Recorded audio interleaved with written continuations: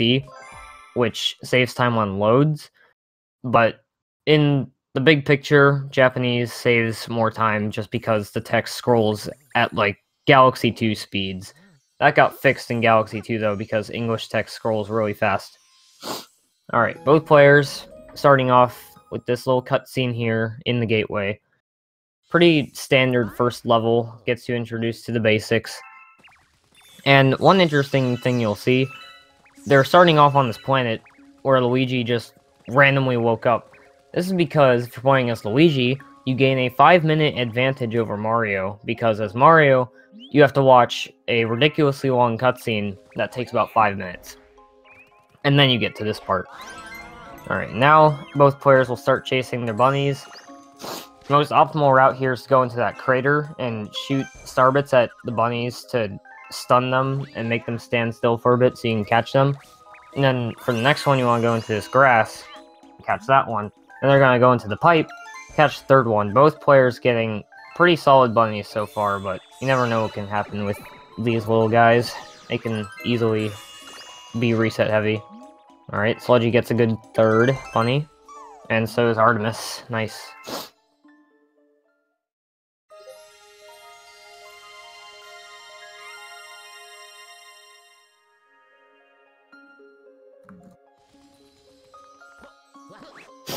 Alright.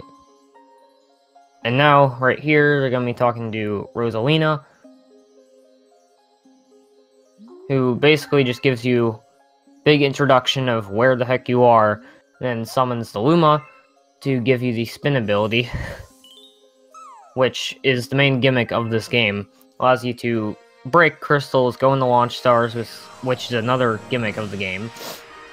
A lot of autopilot stuff with launch stars, but spinning, it's actually quite interesting. As Mario, if you jump and shake with the Wii Remote, you actually go higher than if you shook with the nunchuck. But as Luigi, if you hold the nunchuck, or if you shake with the nunchuck, you actually go higher than if you shook with the Wiimote. But with both characters, you actually can hold A, and you'll go higher no matter what. Artemis actually went for a bit of a faster strat by long jumping past that Luma and breaking the crystals, whereas Sludgy just walked around. The risky part about Artemis' strat is if you get too close to the Luma, he will talk to you and explain what a launch star is. Both players getting decent star chips, and right off the bat, they just traded the lead twice. And they're going to be talking to this Luma, and tells you how to kill enemies, but they're not going to shake, because shaking at an enemy is really slow, because it stuns them, and then you have to run into them again. Whereas if you just jump on him, he gives you the key immediately. Now they're going to enter a Sling Star, and go into this next planet with a giant Goomba, but instead of spinning at them, they're just going to shoot a starbit at that little stalagmite, and it will stun him immediately, and they can enter this pipe. And coming up is a skip that I am very bad at. Hopefully these players won't miss. There is a 4-frame window where you can jump here, see if they get it. Alright, basically... Oh, Artemis went for the homing ground pound. So both of those players did a text skip. If you mess up that trick and you miss the 4-frame window, I know, so precise, the Luma actually talks to you and it wastes about 10 seconds or so. A little less on JP, obviously, because text. But now that they activate all the flip switch panels, they're going to get their first star, which is also a grand star. And these are the key items to progressing through the game, as you know, by traditional Mario standard. And I believe I'm joined by Super Viper now, if his mic is working. Okay, he's in setup right now. Oh, if he joins, he will be my co-commentator. So I won't have to talk at 80 miles an hour. Yeah, as you can see by Galaxy, this is right here why early game in Galaxy is not exactly the most exciting part, because there's a lot of cutscenes. A lot. Like the first split of the run is 4 minutes, and then the next split is like 5 minutes long because of text. The level itself is actually very short. Good egg 1.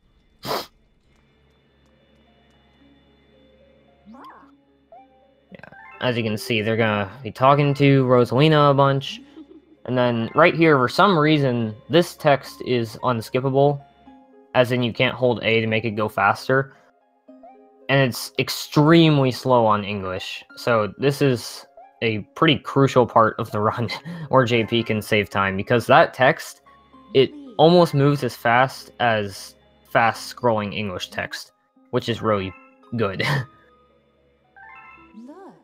So if you want to go for like a top time in this game, you can still use English. It's just if you want to compete for like world record, you need JP, because 50-second time save.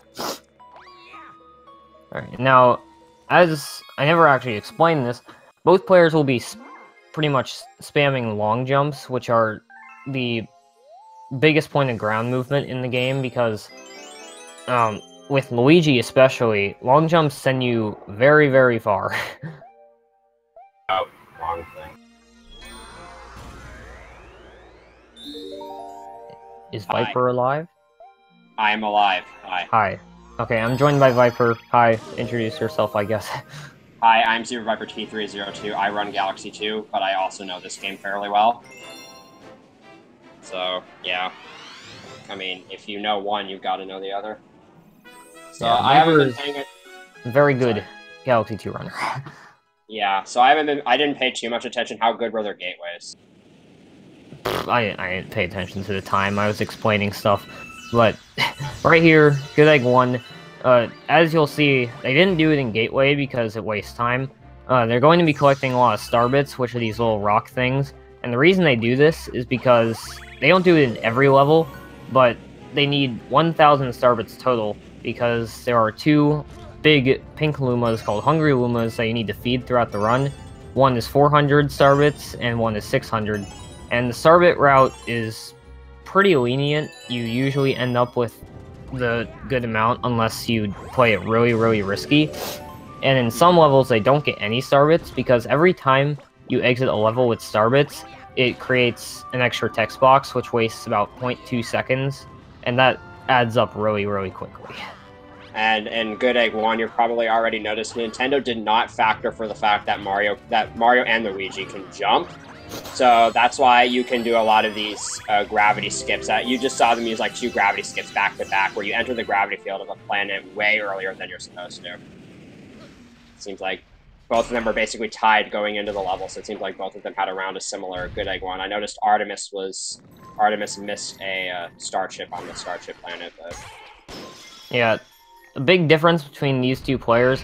Artemis seems to be a bit more risky in his strats. He goes for all of the really fast stuff, but he's a lot less consistent.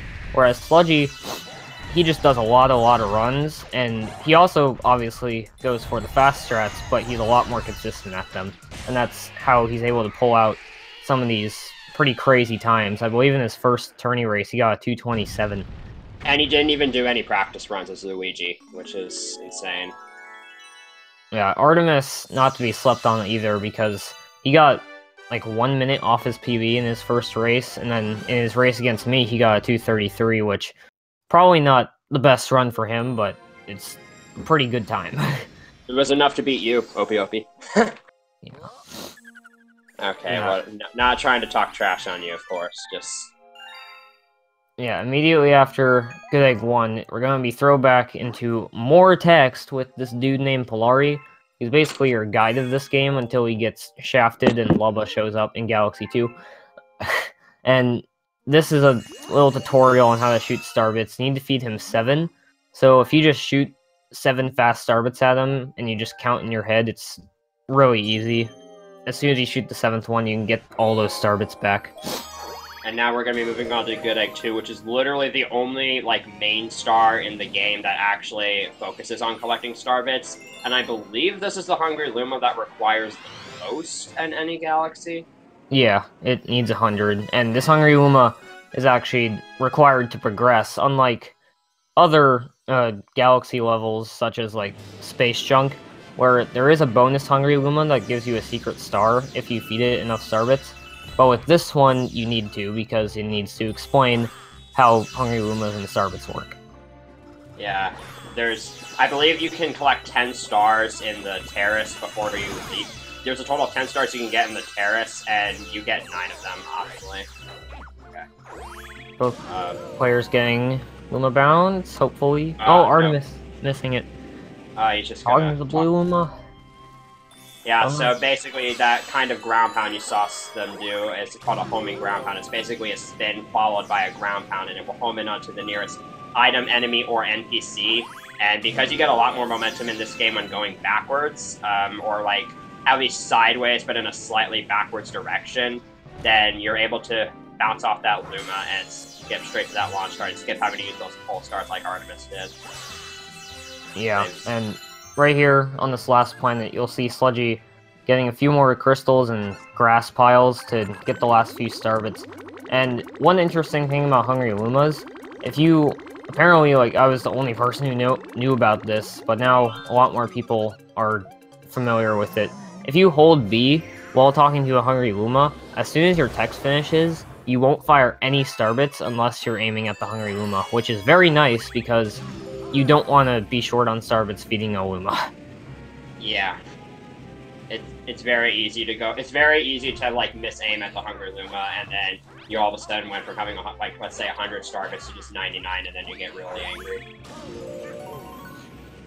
Yeah. This little capsule planet here, there is a certain cycle that they're going to try to make. There's a moving platform that if you don't get there in time, you either have to wait, or if you're too risky, it will just crush you. It's right here. Sludgy has to wait. And if you get crushed in this game, it's a one-hit kill. It doesn't matter how much health you have. It's really irritating. Yeah, getting crushed in this game is probably the most infuriating and time-lossing death you can have, because you have to just sit and watch the death animation, whereas if you fall off a pit, it just immediately cuts to the death animation. Whereas if you get crushed, you just sit there and watch them die. Have you explained landing cancels yet? No. Okay, so when you saw Artemis go into first-person mode on that last planet, what he was trying to do, for most launch star landings in both Galaxy games, if you go into first-person mode and then exit out of it immediately after landing, then you can actually cancel the landing animation and start moving immediately. It saves around 1 second each time you do it, and since you take a lot of launch stars in this game, it definitely adds up. And there are also different kinds of landing cancels that are going to happen at the start of the level. I'm sure both of them will get at least one, hopefully. Especially Sludgy, because he's extremely consistent at those for some reason. And these are actually just called frame-perfect jumps instead of landing cancels. And the reason for that is because it is a frame-perfect jump. You either mash the A button if you're too lazy to time it, or you can just press A as soon as you land, and you'll be able to start moving immediately instead of seeing that little Welcome to the Galaxy cutscene that Artemis just got, and Sludgy did too. And you're not supposed to be here on this star, but what they're going for is probably one of the few major skips in this run. You can actually skip basically the entirety of this level by jumping from this tree, like you're seeing Sludgy doing from that tree to the other tree, and this tree is like connected to the very final platform, so he's basically already at the end of the level. Yeah, even if you don't do this skip, you lose a lot of time, but there are shortcuts that make the intended way not incredibly slow, so not doing this trick isn't really the worst thing in the world until you start getting pretty good times. Yeah, and both of them getting it first try. That's very good. There is another method that is really terrible. Yeah, there is another method that is required as Mario, and it's also... You can make this skip a lot easier with Luigi by doing it, but it is slower than the method you saw them do, where you go to the top of the tree, and you turn around and do a bunch of weird angles, and you slide on your belly, and the reason you do that is because you don't have to time a jump, and it just pushes you backwards, so you can easily get the wall jump.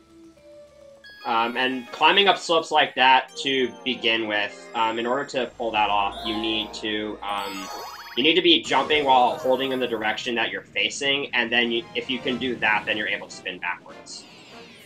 Okay, it's not required as Mario, but it's way easier. Alright, I'm gonna mute myself for a little bit, so...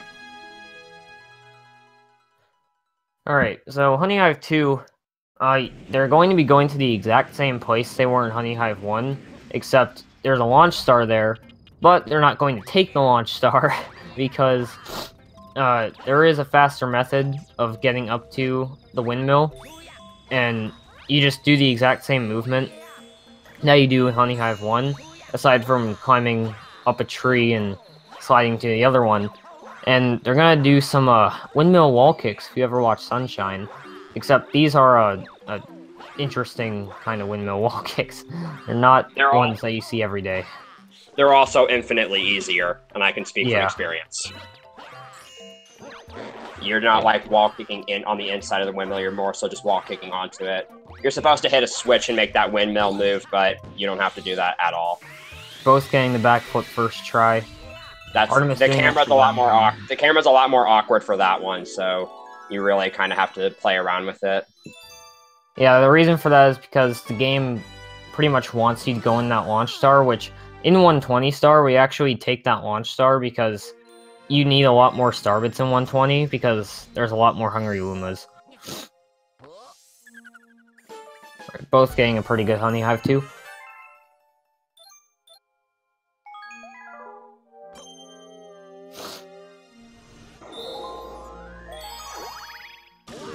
And now they're going to be going back in Honey Hive one more time to fight their second boss in the run, Bugaboom. Well, the boss in Honey Hive 2 is more of a mini-boss, but this is the first, like, big guy in Honey Hive 3. He also comes back in Galaxy 2. Mm-hmm. And Puzzle Plank. Mm-hmm. So, as you can see, the level's flooded with these Bugabooms, bugs, whatever you want to call them, because you destroyed their windmill in Honey Hive 2, so they're out for revenge.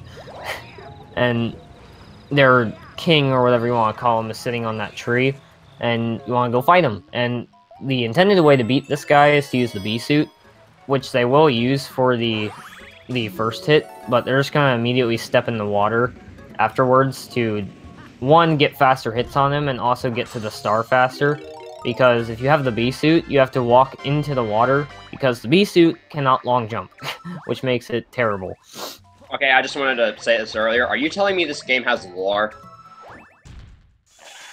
Yes. Okay. Water.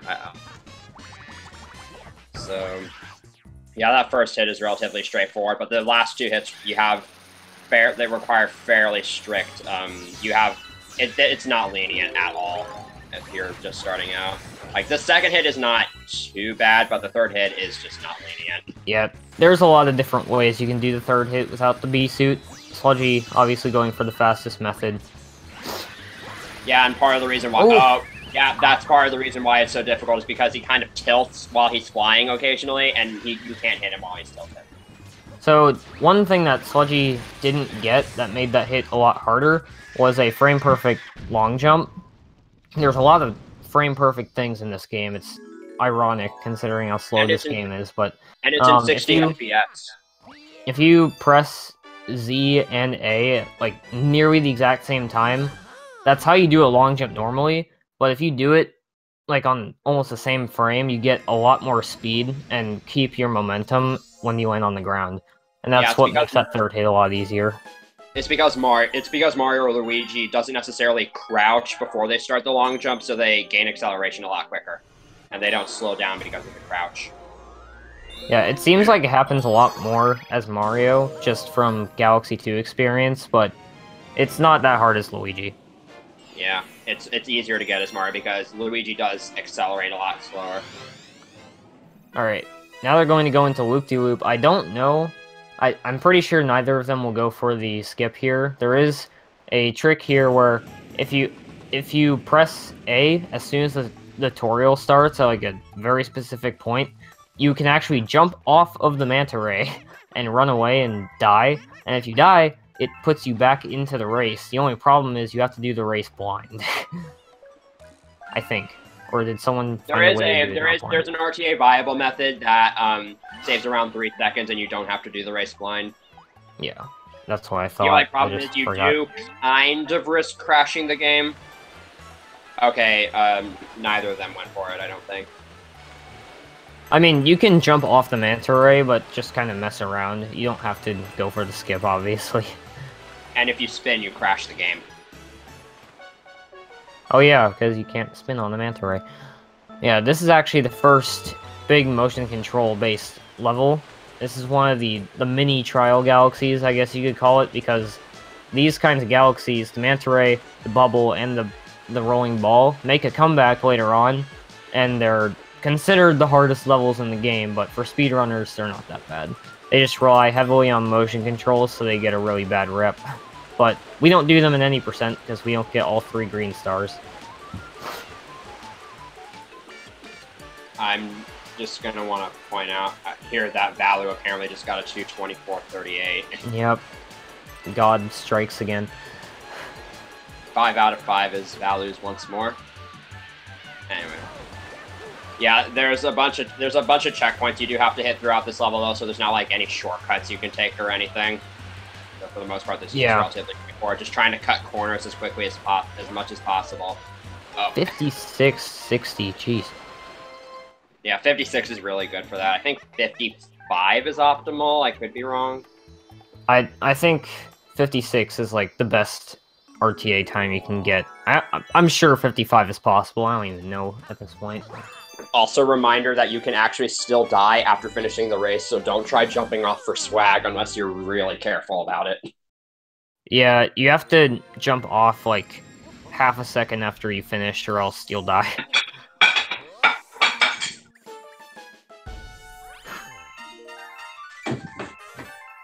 Alright, come on.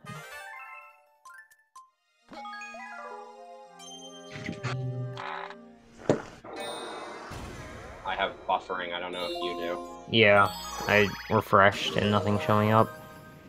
Lol.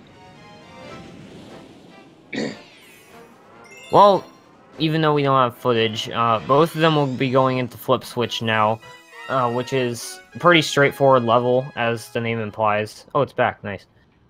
I was literally just about to multi-push them. Yeah, Flip Switch is relatively straightforward. Yeah, the name of the star is actually called Paint the Planet Yellow, which doesn't make sense. Oh, Sludgy got shocked there. That's gonna mess up his cycle a bit. Yeah, these moving platforms are on a pretty tight cycle at the very beginning, but as long as you make the first one, you should be fine. So, if Artemis gets it, he'll be saving a bit of time. But yeah, as I said, the name of the star is actually Painting the Planet Yellow, which is stupid because, as you can see, when you get all of them, you paint the planet green. So, come on, Galaxy. I didn't think about that. That's interesting. And Artemis saving some time. You're supposed to take that, like, bouncy boy. You're supposed to take that little bounce thing to get to the star, but you can just reach it with a triple jump. Yep, and now that they are done with all of the fastest 8 stars you can get, rip Good Egg 3, fun level. Actually, technically, I think on Anguish, Good Egg 3 and Loop-de-Loop are around the same. I should do it. But now that they got the 8 stars, they're going to be heading to their second Grand Star, but first, like, Grand Star boss fight level. So basically how the big bosses work in this game is every other dome, there's a Bowser Jr. fight. It's either against him or one of his big minions, like that giant robot you see. And then in the fountain and bedroom and the final fight, you fight Bowser, obviously. And Sludgy is actually going for a more difficult version of the triple jump, where you have to kind of hold neutral on the second jump, and he gets it. Wow. I don't know if Artemis goes for it. He probably does. Yeah. Yeah. So basically, because Mega Leg is so big, the gravity of that planet is actually really huge. And so you can actually reach it from that first planet with a precise enough triple jump. You can also triple jump off of, I think it's the launch star cage, and it's much easier. Yeah, that's the way most runners do it, but that starting platform, jumping off the starting platform is a lot easier as Mario because he accelerates quicker, as we mentioned before, but it is still faster as Luigi, so do what you gotta do. Now they're going to be using Mega Leg stomping on the ground to gain a ton of acceleration. Yeah, moving platforms in the Galaxy games do affect your momentum on jumps. So, for example, if a platform's moving upwards and you jump, your jump will go a lot higher. And if it's moving forwards, you start going a lot faster. Yep, and now Sludgy trying to land on the cage after the big finish, but doesn't, unfortunately, no swag. Artemis going for a triple jump method to break the cage. The intended way to do that, as you can probably see, is to break at least one of those little cages so that you can lead another bullet bill into the Grand Star, but we can just skip them because this game doesn't know about skips. Yeah, very well-programmed game. Artemis getting those star bits at the last second. Both of them are getting 25 World 1, not World 1. Galaxy 2 language. Both of them are getting a 25 Terrace. I think that's pretty decent. Pretty much is World 1, just goes by different names. Yeah. Yeah, 25 Terrace, I believe, is pretty decent, especially yeah, it's for very good. Set. Most runners in like the top 10 average around like a 226 at this point, but 226. Most top 10 runners average like a 26 Terrace, but 25 is like way up there. And obviously Artemis, being the risky runner that he is, gets all of his pretty good strats and gets 25 as well. So Sludgy, not that far ahead right now, but Space Junk 1, dumbest start in the game, can change everything. So Space Junk, there's a skip at the very start of Space Junk 1 where you use a Pulsar to and you use a Pulsar's momentum after getting released from it to kind of enter the gravity field of some planets around 30 seconds into the galaxy. However, Luigi's direction while in the bubble, in the Pulsar bubble, changes constantly, and it's really hard to predict what direction he's going to be facing after you let go of the Pulsar, so it's essentially random. And you have to be facing a specific direction in order to have enough momentum to reach the gravity field. Yeah, one little observatory skip that you saw both players do, they're going to do it a few times because the game warps you back to Rosalina a lot, so you have to keep revisiting domes over and over. That warp pad, it takes a super long time to do the whole animation of you going up there, so you can just triple jump up and skip it. So best case scenario, you get this first or second try. Worst case scenario, we could be here all night. Pretty much, yeah. And the worst part about this is when they get the skip, they're not done, because there's another skip that they have to do, which was found by Sludgy, and even he doesn't understand it. Well, technically not, but the setup was mostly developed by him. Okay, that looks good. Yeah, there you go. That's the finicky Space Junk 1 skip. So this is a strat known as Sludgy Hop, where if you use the gravity field of how this planet works, and I don't exactly know how tilt works, but if you abuse it properly, you can actually get a triple jump that goes high enough to enter this sling star. Oh god, that should have worked. That was just barely off. You can skip having toads and avoid watching a cutscene where the toad starshroom kind of falls down. Sludgy gets Sludgy Hop. Artemis, that Space Junk 1 skip should have worked. I don't know why it didn't. He was just a little too low, I guess. Yeah, this is what tends to happen when you get here and runs. He's backing out. Yeah. This is what we used to do, and this is why Space Junk 1 used to actually be a pretty decent level until that skip was found. Thanks, Flygon. And here's the best part: in the optimal route, you do that level twice. Yeah. So you have to do the exact same skips both times. It's just not fun. And the second time, it's like an hour and a half into the run, so if you mess it up, well, you have to reset there, well, yeah. Yeah, runners could go on and on about how terrible this level is, but it's just not even worth talking about for forever, because everybody knows how bad it is.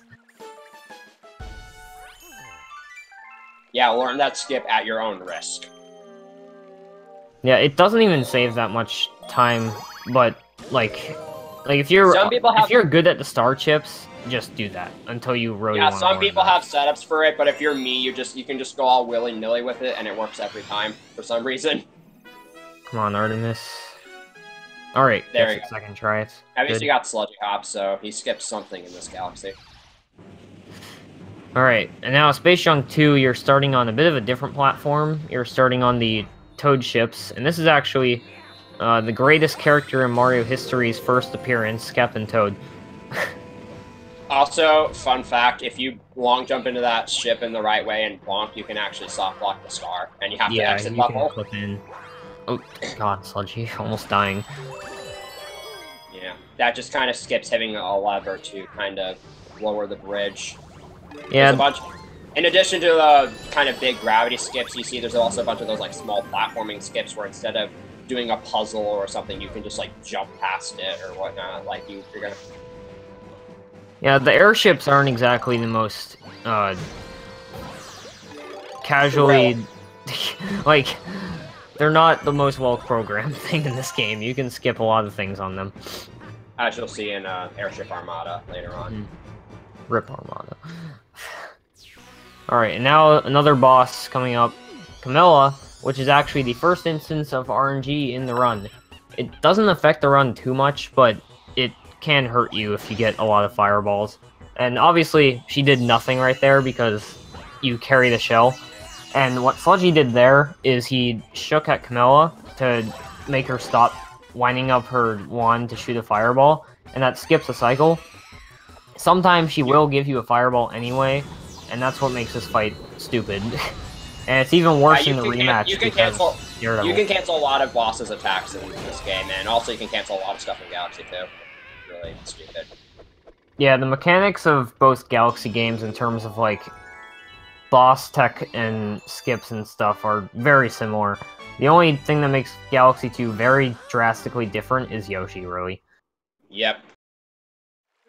But if you look at the two without Yoshi in mind, Galaxy 2 is just a longer run, and it's way harder in my opinion.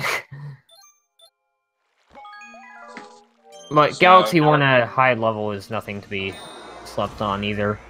And so now speaking of skips, Rolling Green, which is another motion control based level. This is the first of 2, and we won't be seeing the other one. Actually, technically 3 if you count Melting Molten 2. Wall rolling levels. It kind of speaks for itself. It's not terrible once you get used to it, but as a casual, just starting out for the first time, the motion controls here are just flat out awful. Yeah, and this is actually a different level in 120 because in the 120 route, we actually do Rolling Gizmo first, and if you do Rolling Gizmo first, for some reason you can skip the tutorial in this level, and it saves quite some time, especially on English. But right here they're going to go for a motion control skip, which is something we don't want, but we have to do it. It's not really that hard. It saves a few seconds, but you do die if you miss it. Yeah, there is actually well, the setup for doing it is faster than the one you saw Sludgy do, but in the end it is slower. You can actually just hold left on the Wiimote and jump off to the left side. And you go to the very bottom of the rail, but it's extremely slow because Luigi spends multiple seconds just on the bottom of that rail trying to get off. Yeah, so Artemis fell a little bit behind from that Space Junk 1, but again, this is like a 2.5-hour run. There are a lot of places where you can gain or lose time. Like Space Junk Comet. Exactly. Or like, I heard you were talking before the run, Ghostly Sequid could be a very good run changer depending on what strat Sludgy's going to go for versus what Artemis might go for, and how much time they spend on those. Artemis doing the old tutorial here, gonna go for the skip himself. And Sludgy's entering Battle Rock, which is one of the most exciting levels in the entire game. It's our first auto-scroller. So fun. Well, to be fair, only 2 of the stars are auto-scrollers. The rest of the stars actually have interesting stuff to them. Yeah, but Battle Rock 1, though it is an auto-scroller, it is where we get a good majority of our star bits, because there's a lot in Battle Rock. Although there is a minor sequence break on this first planet, you can skip collecting these starships, but just by triple jumping to the launch star like this. Okay, yeah. Missed it. What? Yeah, that was kind of a bad triple jump position. This is really, really finicky, because it's not like... The launch star is kind of both above you and slightly in front of the platform. Also, shouts to 360 Prism. Shut up. I had to. Alright. So, that backflip, I don't think you can really do much with it as Mario. You just have to run around the planet and hop on the springy guy, bouncy boy, whatever. Just another reason why Luigi is so good in this game. And why everybody uses him lately. Do not ever run with Mario, he is terrible. Yeah, in Galaxy 2 he's required, so he's not as bad, but we'd still much prefer Luigi. Yeah. Yeah, this is the auto-scroller part of the level. Just messing around like here. 40, I want to say, is it like, how long do you think it is? It's like a minute long, kinda? Maybe 50 seconds? It's pretty long. Let's just say that. And in this run you do it twice, because you do the Battle Rock move when you start.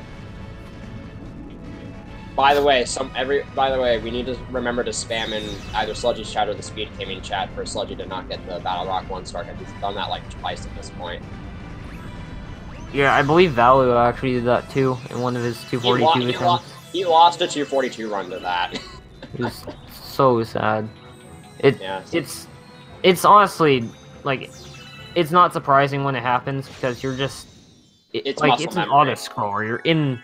like, you're completely out of the zone during this level, so you just kind of go by what you normally do, which is collect the first star, but you have to go under that planet later to get Luigi. And another thing about that star is you have to talk to male toads so that Luigi actually spawns. Yeah. That, getting the bullet bill to that, cage in the first place is actually deceptively difficult because of that star bit cage that's in the way. Alright, and unfortunately this little purple Luma here, he can get in your way sometimes with long jumping back to the fountain. Not giving Sludgy any trouble though, luckily. But he is I have had him push me off the observatory once. He is helpful in case you screw up your route and you need to adjust your comet cycle. Because yeah, comets are a bit more confusing in this game. Yeah, they're on really stupid cycles. If you do a level and there's a comet in orbit, it goes away. Unless it's like certain other comets. But if you want to make the comet come back, just pay 20 star bits to that dude and he mixes them around and it should come back, hopefully. Artemis getting the cage perfectly fine. So, Battle Rock 2 and 3, I remember back in like 2012 or something when I remember like Yoshi Fan's old AGDQ run where these levels weren't even in the route. But Battle Rock Battle Rock 2 and 3 are relatively long levels, but Battle Rock Comet is just so fast that it makes up for it. Plus with that route, you actually do Sling Pod, which requires more star bits, so it's a bit tighter. There's a bit of a world record raid from Valu himself. Nice. So, Sludgy's going to be doing a little bit of a thing here. So a lot of moving objects and platforms and enemies only update when they're on screen. And the thing with launch stars in this game is that they take like at least like 3 seconds before they're actually usable. So what Sludgy did there was he went into first-person mode and then looked up to make the launch star visible on screen for long enough, so that after he took the Sling Star, it would have been ready for use by the time he got there, and he wouldn't have had to go past it and then fall back into the launch star, because that's normally what would have to happen. Yeah, launch stars taking forever is one of the many, many, many things Galaxy 2 fixed, along with surface swimming, slope climbing, and slope jumping, which is bad. But they fixed launch stars in text, so... Yeah, text is much, much faster in Galaxy 2. Right. Sludgy going for the insta-shot here on the Luma. He pointed his camera there because one gimmick about actually a lot of the 3D Marios is if something is off-screen, it doesn't move. Like, it just doesn't exist. So you have to point your camera at certain things to activate moving platforms don't move, and moving objects don't move. Artemis about to free the Luma, and Sludgy's on the last planet. I'm pretty sure his cycle is fine, so he can get the next instant cannon shot. Oh, Artemis taking damage. Hopefully it doesn't mess up his Luma trick. Alright, he should be fine. Yeah, he definitely looked at it for long enough. Sludgy gets the good cycle.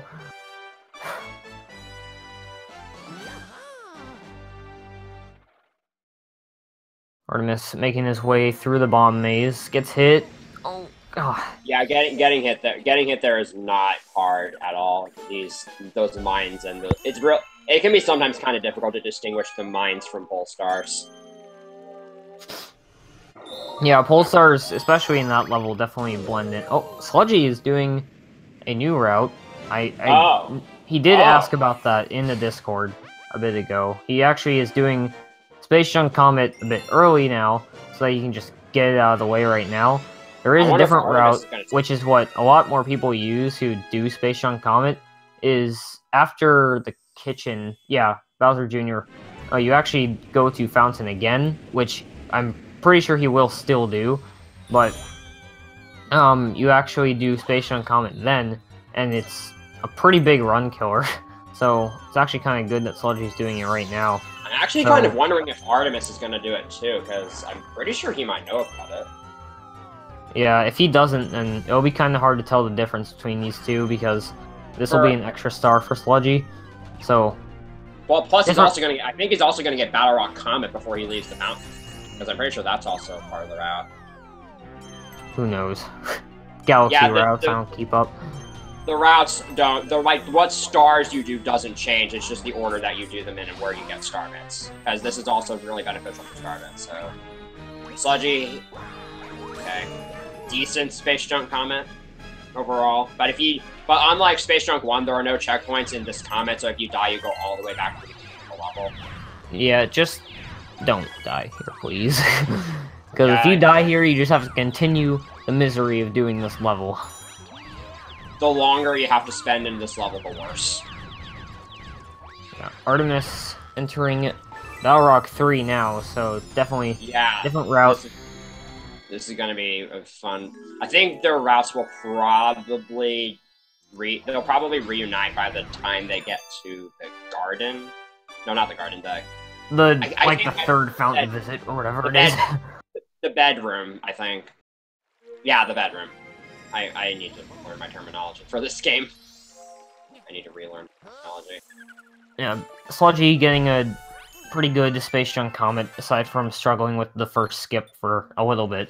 But Battle Rock 3 here, starting off with a nice little triple jump from Artemis, and right here, he's going to try to snipe this top man so that you don't have to walk into him and spin him.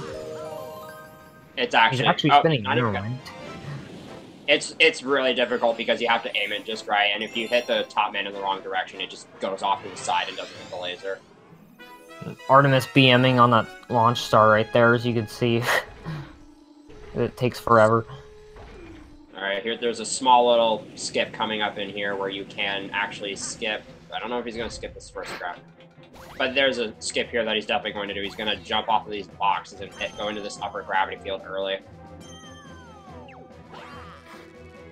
Saves a rather good chunk of time. I don't even know what that room looks like casually. Yeah, there's a lot of lava on the ground, and there's a bunch of moving platforms that can push you to the other side of the gravity field and make you restart all over again. So that triple jump is actually pretty convenient.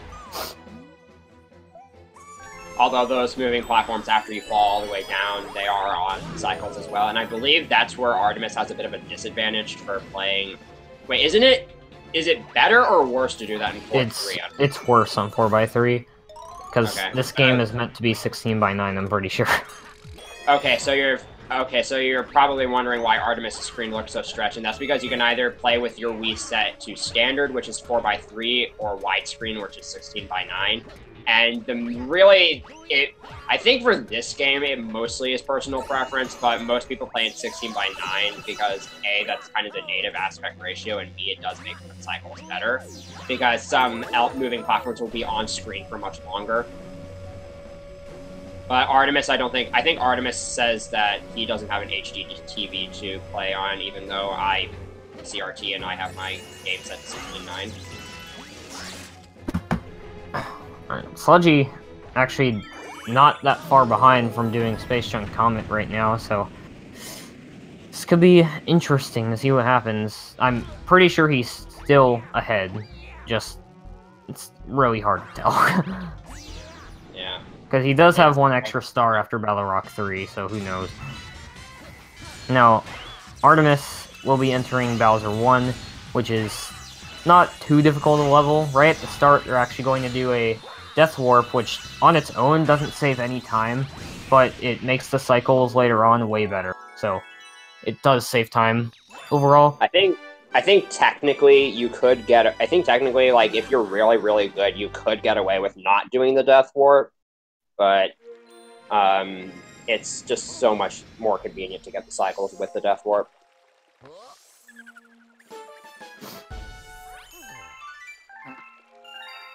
Alright, I'm gonna be kind of multitasking here.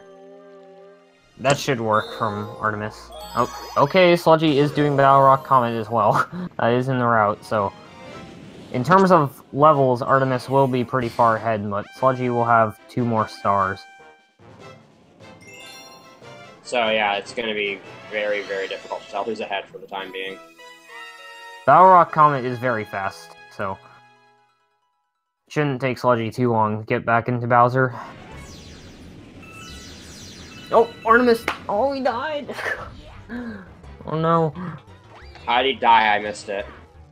I think his camera got kind of screwed, and he jumped in the wrong direction and couldn't spin back, but luckily, he died in the perfect spot to bring him right back to Bowser.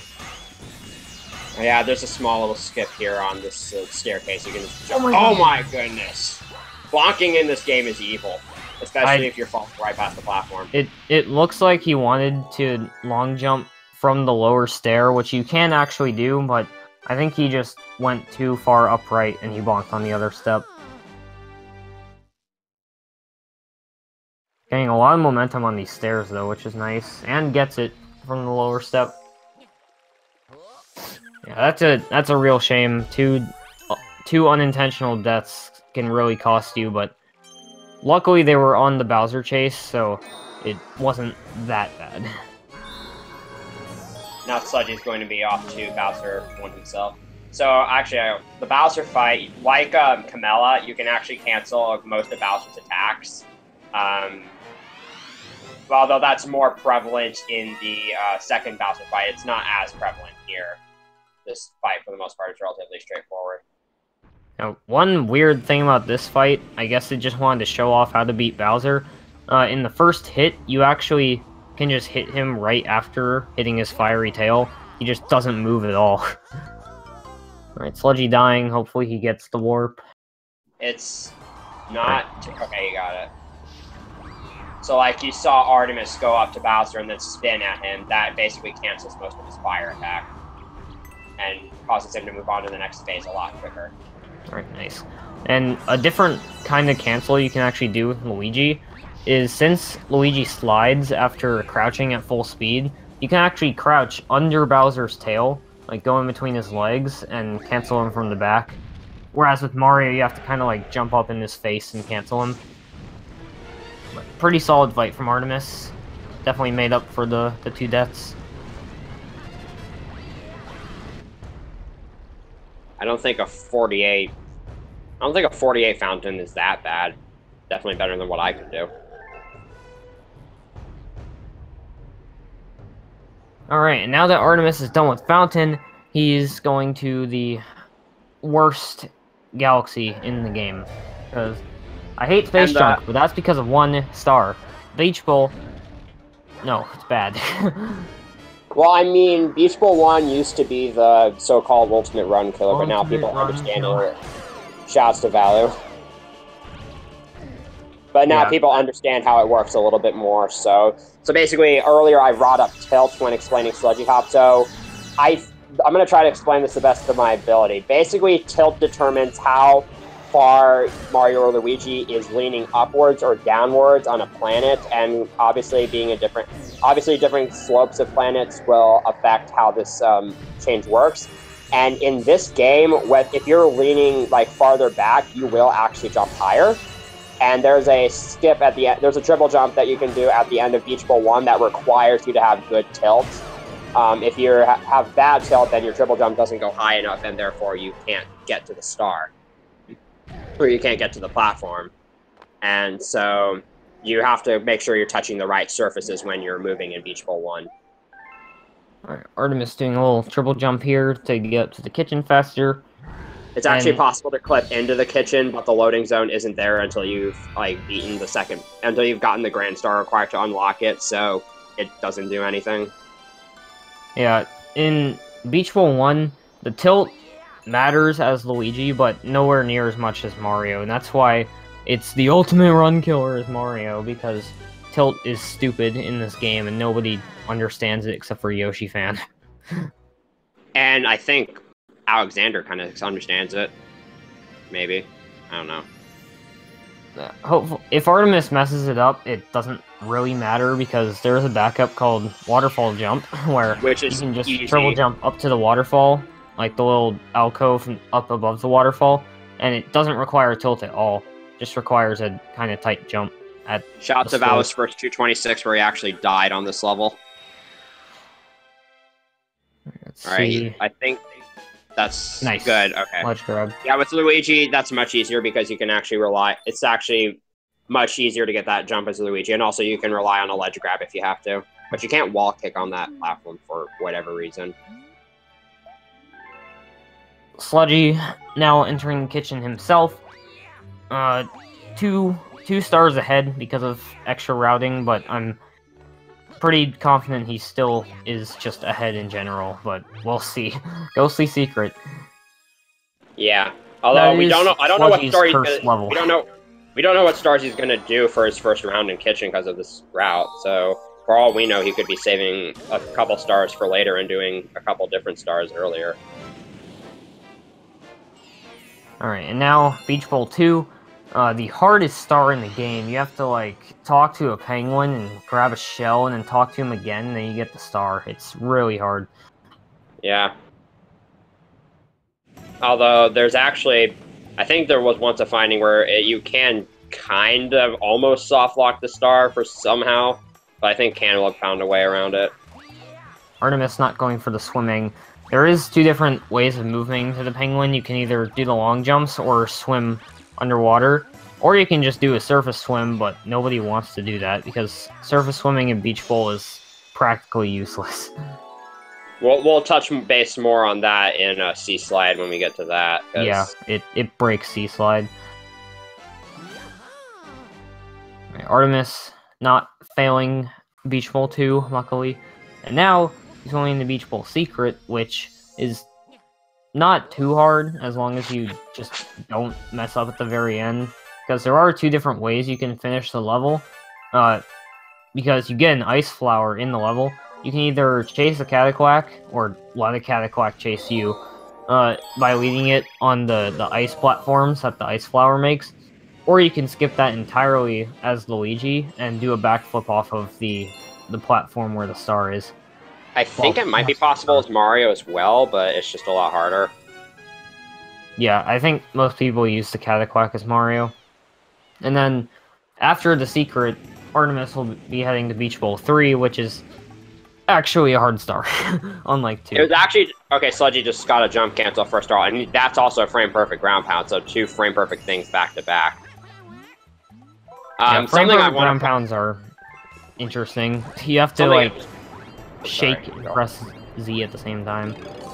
Something I want to point out that's kind of interesting is that this is actually the only galaxy that I know that we know of that you can actually skip a mission in, because you can do Beach Bowl Secret in Beach Bowl 2, and if you select that on the star menu, it will default to Beach Bowl 3, so you can get Beach Bowl 3 without getting the second star. It's kind of neat. Except it's completely useless for speedrunning. Yeah, because why would we skip this amazing star? Alright, so Artemis is going to skip a Cataclack lure here by just triple jumping up to this coin. You can actually do the star without the ice flower, but it's way slower. I've done it once ever, and it took me like 10 minutes. I've done it 1P as Mario. Get on my level.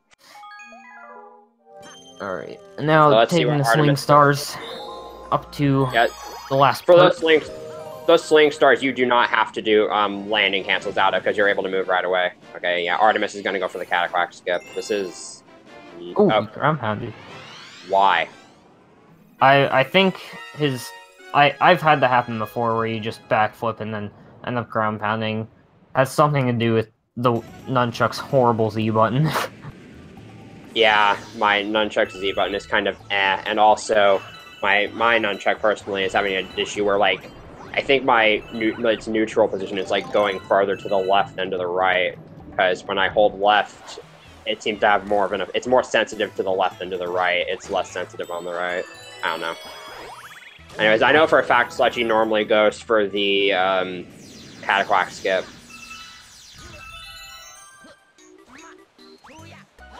So Artemis is going to be heading into Beach Bowl 3. If you're familiar with Galaxy 2, you'll recognize this planet, except it's much, much easier. Easier, yeah. Yeah. Easier in Galaxy 2. So okay, that's kind of where he and I disagree on one thing, because there's a skip on the Stone Cyclone planet where you can skip from you can do a trick finicky long jump wall kick to reach kind of a corner of the final platform, and there's sort of a disagreement as to whether or not it's easier. You can do it in both Galaxy games, but there's a disagreement as to whether or not it's easier in Galaxy 2 versus Galaxy 1, because my belief is in Galaxy 1, you just have to hold a notch. In Galaxy 2, you actually have to fiddle with it for a little bit. Yeah, nobody knows why the skip is different in Galaxy 2. Nintendo probably tried to patch it and failed miserably, like they always do, Odyssey. Artemis skipped the first try, though. Yeah, I think it's also because the camera's slightly different, so it kind of affects your angle. Sludgy completely skipping Beach Bowl 3 and just going straight to Ghostly. So this means he will get warped back to Rosalina and do Sweet Sweet and the Terrace again, which probably means he'll do Beach Bowl 3 and Comet in the second visit together. Yeah, when he heads back. So now they're basically on the same star.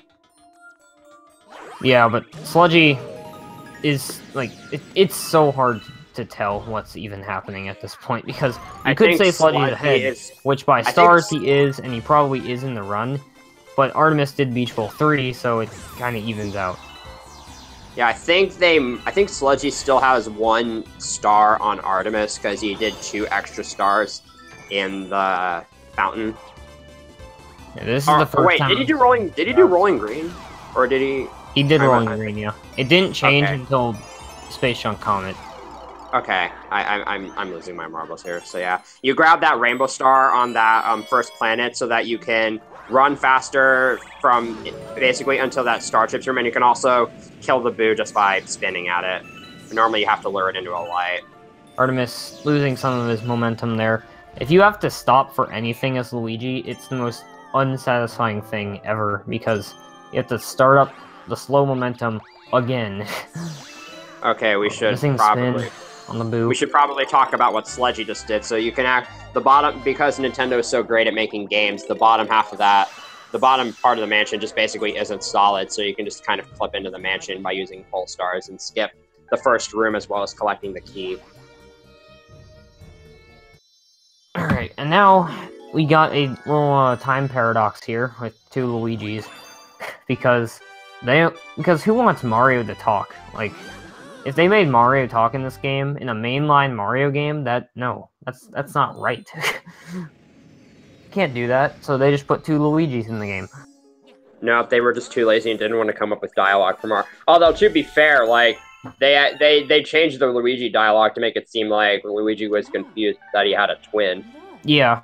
If they're able to do that, they can make dialogue for Mario. Alright, Artemis, getting that clip. It's a little finicky. So now Sludgy's going to be heading off to Sweet Sweet, which you aren't a true Galaxy 1 runner. No, Sludgy. Oh, shoot. As soon as I saw that he didn't have the 4 on his first digit, I have no idea what he's going to do now. I don't think he does either. Oh no, he's stopping. He needs 30 more.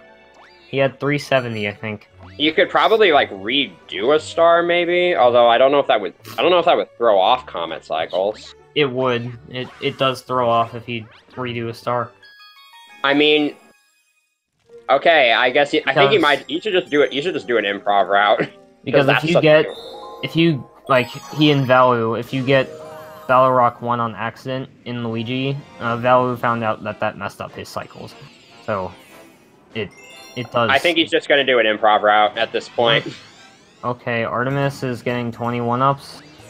I think both of them are just losing it right now because. Well, I mean, I think that's a Luigi only thing, and also like, I don't even understand why he's getting the 1-ups though, because although you don't save anywhere in this game, because in this game saving wastes time, you are prompted to save like after getting a game over, so it's not like it matters.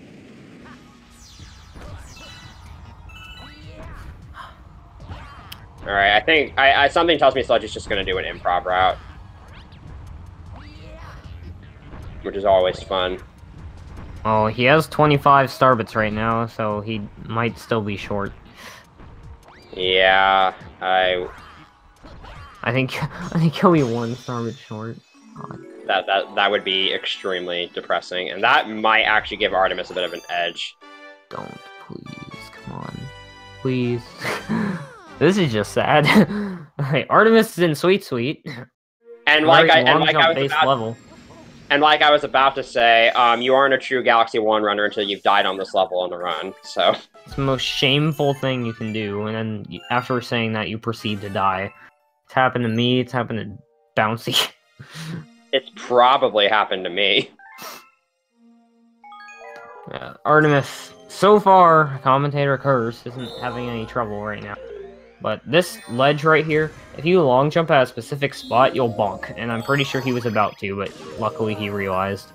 Sludgy going to Bubble Breeze now, so not taking Sweet yet. He wants those starbits.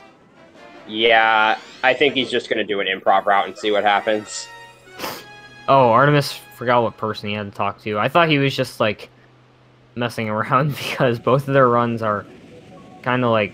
Well, actually, Artemis hasn't messed up the route. I just don't think he's very happy with his run right now, so I just kind of figured that he was talking with Toad for fun, but this is just an interesting race right now. But Artemis is still on par with his route, so he could save some time over Sludgy here, because Sludgy's cycles will be messed up, pretty sure. But he has done Space Junk Comet and Battle Rock Comet, so who knows? Because I don't think Comet cycles get messed up for new galaxies until you've opened them. So like nothing will get messed up in Gusty Garden or Freeze Flame. So Artemis doing the hardest star in the game and Sludgy doing the hardest skip in the game. So for some stupid reason in Bubble Breeze on that like final planet, there's just a floor there that you can just jump on and then skip that entire section. I mean, would you want to do it the intended way? Absolutely not. Alright, now I'm assuming Sludgy is going to go to his demise, hopefully not. He's lost so many runs this level. Alright, he's doing Beach Ball Comet, so we get to wait a bit. Yeah.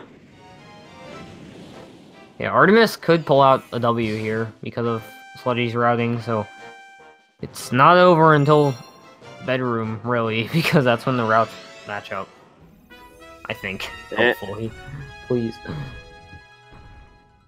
Seeing routes get messed up in this game is one of the most painful things ever for viewers and runners. Alright. Artemis in Honey Hive Comet right now. He's actually going to do the skip that you would do in Honey Hive 1 if you didn't do the tree skip, which is he's going to run up to a fence on like the far right part of the level and just slide off and go to the star immediately. Sludgy gets the skip. Okay. It's actually like what? Okay, that you got the frame perfect long jump. Okay, so that fast start, although I'm not exactly sure about the long jump, but basically if you hold Z and press A at a specific time when the race starts, you'll get like a little start boost. I saw Chrism do that a while ago, and he posted in the Discord, and everyone was like, "What did you do?" And I guess I don't know if more people have found a way to replicate it, but okay, now probably an accident. Who knows? Sludgy's now going to Ghostly Secrets. So in Ghostly Secret, there's a little bit of a... In the final section of the level, there's this long auto-scroller-ish section where you have to collect keys and have the little floor form above you. And you can... And the doors actually still kind of exist. And you can land on the top of them and jump from one to another and skip having to... You can either do the one key strat where you skip half of the auto-scroller or do the keyless strat where you skip all of the auto-scrollers, but it's really, really finicky because the floor you have to land on is extremely narrow. Yeah, there are two different versions of the skip. There's one where you trigger the auto-scroller so that you can do the skip with the floor in case you fall. Because if you fall, you can just walk through the auto-scroller, but both players will be going for a keyless or key skip, I don't know what you want to call it. Sludgy's going for it right now. So yeah, those floors that he's landing on, very nicely done. Those floors are extremely narrow, and you have no visual key whatsoever.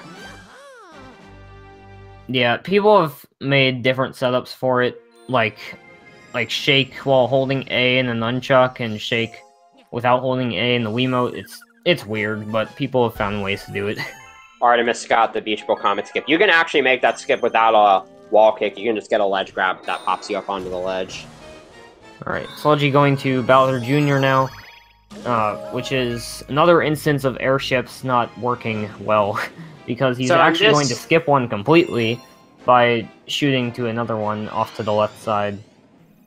So, one thing that I should probably point out about this skip is that if you hold Z when entering a cannon, your viewfinder expands a little bit, which makes it easier to aim the shot.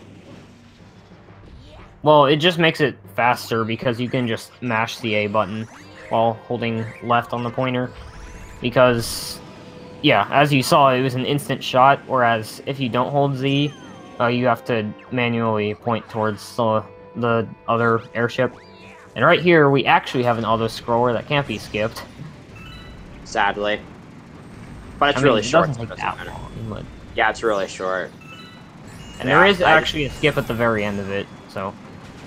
Well, not really. It's more just like a shortcut. Please don't die, thanks. Okay. Okay, is taking the sling star faster? I've never figured this out. Yeah. Because doing the triple jump just takes way too long, and you're already close to the sling star anyway. Artemis missing. This fight is another one of. This Bowser Jr. fight is one of those fights where if you mess one thing up, everything goes wrong. Yeah. Alright, gets the Magic Koopa kill, which is essential for not messing up everything, because if that Magic Koopa's in your way, it will, like, sometimes the Koopa Shell can home in on the Magic Koopa and mess up everything. Artemis back right in the star. Thanks. I've never seen that before. Alright, so Sludgy's now done with the kitchen portion of the run, but he still has not yet done Sweet Sweet or the cleanup in the terrace. So I'm kind of interested to see what he does here. Yeah, his route should be back on track by the time he revisits. Yeah, his route should be back on track by the time he gets to the garden. I like how his Hungry Luma is still fat. I didn't notice that. It's like that in Galaxy 2 as well. If you feed part of a Hungry Luma and then accidentally land on the helm too early, and then call on the Hungry Luma again, it's still fat. My dude just wants some bits. Come on, he's an up-and-coming streamer. Hungry_Luma. Go give him some bits. One day we shall make an alt account. Someone needs to make an alt account called Hungry_Luma, and the only purpose of it is to get bits. Well, you gotta get affiliate first. Yeah. Alright, let's Artemis just... is gonna be going into Ghostly Secret now. Alright. Well, okay.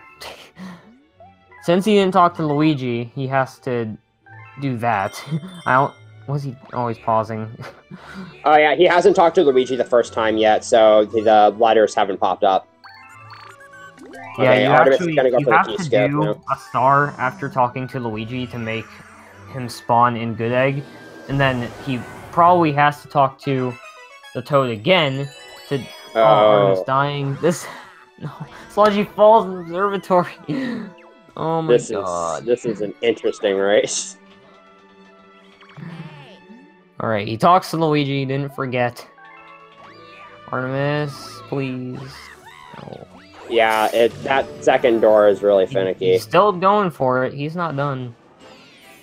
Maybe that's why he got all those lives. I think since he got the key, I don't think he can do the skip anymore. I'm not sure. I don't feel like that would change anything. I mean, it opens the invisible door. Okay, he can still do it, good. That did not look He very definitely good. dropped a shake there. There's no way he didn't. Yeah, you have to jump. You have to, because Luigi accelerates slower. You do have to jump out, and you have to jump out relatively far in order to get that jump. It's really, really difficult to make that last jump as Luigi. I think Hardcore does a strat where he like jumps off to the side. Alright, and that looks a lot it. easier. Okay. There we go. Yeah. Yeah, he That said definitely in lost chat time that over his this. nunchuck delayed his spin. I've had that happen before. Nunchuck spins are better for this game, but technically they're so much worse. As Luigi, they're higher. With Mario, you want to spin with the Wii remote. Because the nunchuck is way too irresponsible compared to the Wiimote, because you can literally place the Wii remote on a surface and it will shake. It will count as a shake. But with the nunchuck, you have to really, really shake it to get a spin out of it. It's annoying. Okay, now we got a letter from Luigi. Yeah, hopefully we get the Battle Rock one as well, because that's where Sludgy has to go. And if he doesn't, then Artemis could catch up. Okay, this is going to be an interesting case, because you might have to do Honey Hive Comet first if that comet's present. Well, okay, it's not present. Okay. Just don't enter Good Egg 3. I think he might still be ahead. Yeah, Artemis has to do Battle Rock, Comet, and Space Chunk, so... And he's still on Bowser 2, so yeah, Sludgy's definitely still ahead. By, I'd want to say, maybe like a minute. Well, if he doesn't get the letter, then he will be behind. Like, probably. Because who knows? I don't feel like cycles or anything would determine that. I feel like it should just be like what stars you've gotten. God, Okay. Artemis. The momentum there is so screwed up. Like, that long jump is extremely risky. Thankfully, in this game, checkpoints are kind of just assigned automatically, and you don't have to actually pick up checkpoint flags. Yeah, that's what makes Galaxy 2. Okay, Sludgy better get the comet here, or else he's in big trouble. Oh no! Staying on the back of this boat. Hopefully, he doesn't fall. I wonder what he's gonna do now. Because Honey Hive Comet didn't. Oh, is he gonna do it? Oh no! He doesn't have the letter.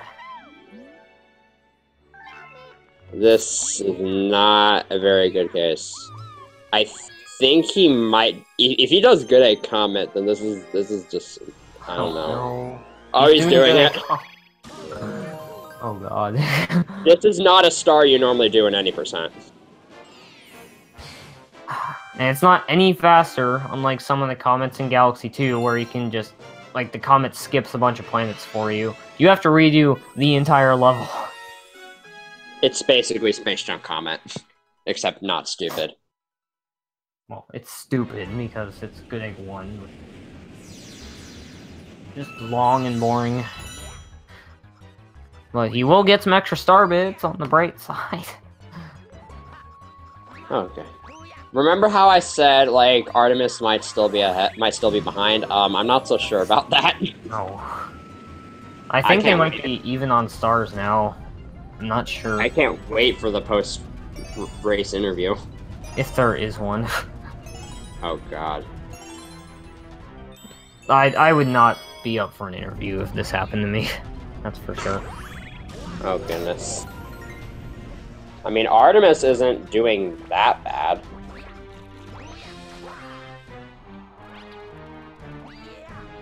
At least this song is, like, kind of epic, so... Because you don't normally hear too much of this. Because, like, before Space Junk Comet was in the route, you would hear this song for, like, 10 seconds. And, like, a couple stars. Alright. So this is the letter Artemis. This is the letter Sludgy was supposed to get for Battle Rock Luigi. So now he's going to be heading up to the fountain. I'm pretty sure Sludgy's still in the lead. Now that I think about it, because Artemis has not yet done Battle Rock Comet or Space Junk Comet, so he definitely still has somewhat of an advantage here. So Sludgy definitely has the advantage here. So unless the letter doesn't spawn for Battle Rock Luigi, Sludgy should be fine. But I don't see why it shouldn't. Who knows at this point? This game is weird. Artemis entering Battle Rock Comet. Actually, you know what I would do in this situation? I would check to see if Honey Hive Comet is still present, and then just do that. No, wait, because then you couldn't do Honey Hive Luigi if you didn't do Battle Rock Luigi. Yeah. I almost had a clever idea. I almost had a clever idea. Okay, yeah, he knows that. He's leaving. Come on, Toad. Please, please, please, no. please, please. Huh, there. He probably is gonna have to make like continuous. Has this been like the biggest route mess up in like Galaxy? Because most people would just reset if their star bits get messed up for Sweet Sweet, but I've never seen someone continue a run, so who knows. Sludgy, Hurry Scurry. Hurry Scurry is a very, very short star. One of the shortest in the game, for sure. And Artemis is also going into it, but he still has to do Space Junk Comet. Oh my goodness, they're tied now. Sort of. Yeah. I mean, Artemis has to do Space Junk Comet, and Sludgy has to find a backup somewhere, so... Unless he just decides to go back, and honestly, what I would do is Rock Secret. Like, he could. That might not be that bad of an idea. Honestly, what I would do is I would just go back and... the routes, I think. Yeah, it's in the 2P route, because, you know, 2P, who cares about that these days? Opie.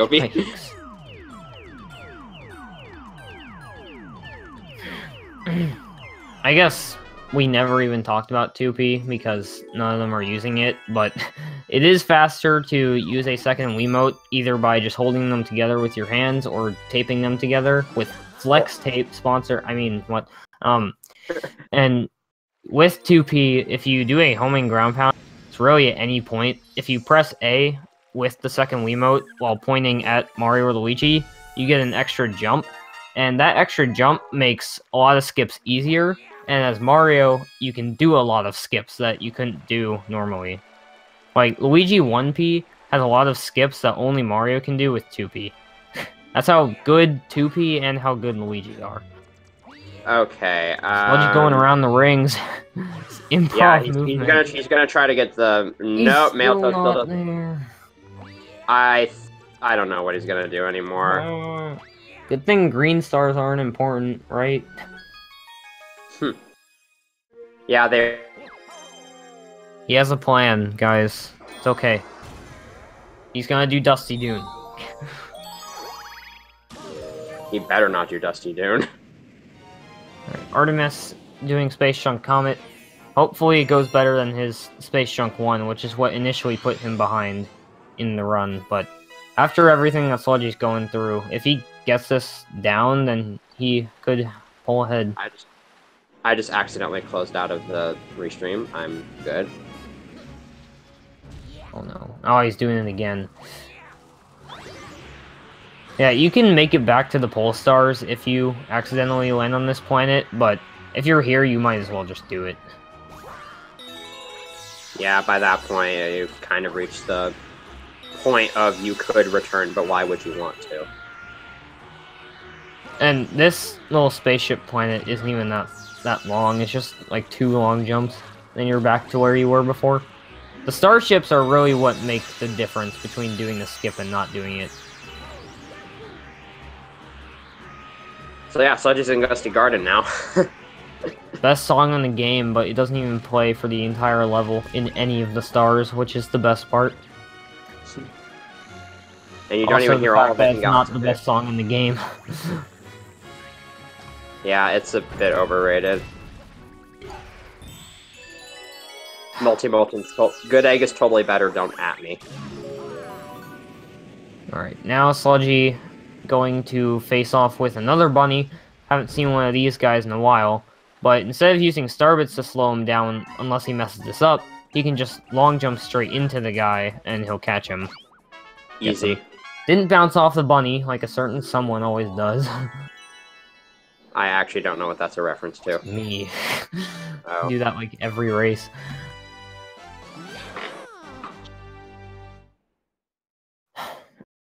God, I can't even tell who's in the lead now.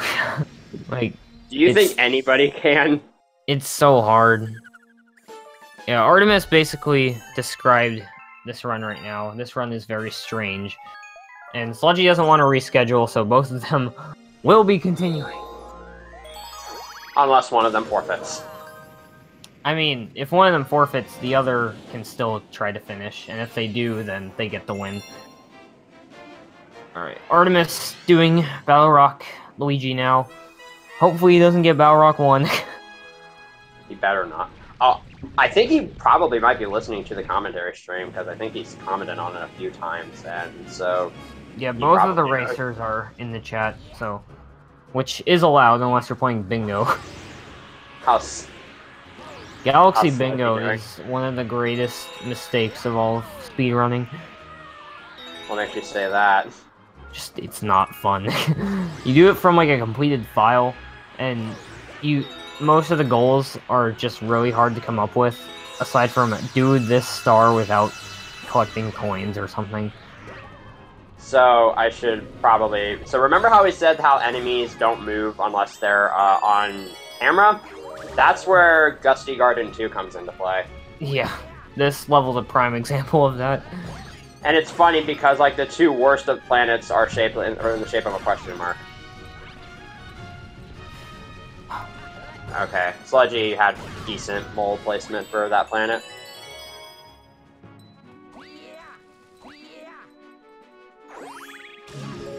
And these apples coming up on Sludgy's end, you would think you could be able to triple jump from one end to the other, but for once in this game, Nintendo actually puts invisible walls in between each one. Yeah, Nintendo was smart. Rare. But just for this one section, nowhere else in the entire game. Because you gotta make the worm dude stay alive, but unfortunately on this last apple, you can go to the launch star, so he's stuck with a head inside an apple for the rest of his life. I've actually seen an interesting video. I actually saw an interesting video one time of what happens if you ground pound those out of order. It actually causes some interesting results. Alright, now Sludgy fighting the big boy, king of the moles, Major Burrows. And it's one of the easiest fights in the game. It's also kind of RNG based, but not really. It's not really a huge deal. Yeah, where he spawns is RNG, but he gets to you in like... Unless he's at the very bottom of the planet, he always gets to you in the same amount of time. Like that. So Sludgy had to go chase him. And now Artemis is still on his route, and he's going to be heading to the garden now. Sludgy still has a plan, guys. It's okay. He's gonna go do all the Smash 4 challenges during the Rosalina cutscene. I wouldn't be surprised. Yeah, pretty good Major Burrows fight from Sludgy as Artemis enters Gusty Garden 1. And I'm pretty sure Sludgy's Comet Cycles in Gusty Garden won't be messed up, because if you haven't opened the Galaxy yet, it's completely unaffected. And that's why we do, in 120 at least, we do Galaxies, like, we do all of their stars before moving on to the next one, at least in, like, the garden.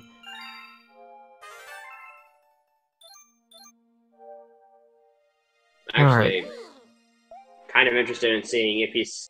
Because, like, he basically has to find a way to do Battle Rock Luigi, because if he doesn't, then that's 2 stars he would have to find replacements for. So I'm kind of interested. I'll just go to garden, it's fine. Yeah, totally. Let's do Matter Splatter. Deep Dark Purples. Kidding. can't even do that in any percent. Artemis Right. missing that question mark coin. Gonna miss out on quite a few star bits. But So still gets the I planet have skip. no idea if Sludgy's gonna do Gusty Garden 3 or Secret first. I'm gonna assume Secret. I'm pretty sure it's optimal to do secret first. Because if you miss the coins, you can just do 3. Yeah. Here's a bit of a gravity exploit. You can skip killing this piranha plant. For some reason, I find this easier to do when you're going for the coin. Well, the reason for that is because the coins are so high up, and it gives you a lot of height. So basically, you use this rainbow star to take care of this golden chain chomp, and you get a free star for doing that. Oh yeah, getting no star bits actually does reduce lag on the screen in Gusty Garden. Because there's a lot of stuff that goes on in Gusty Garden, especially with star bits.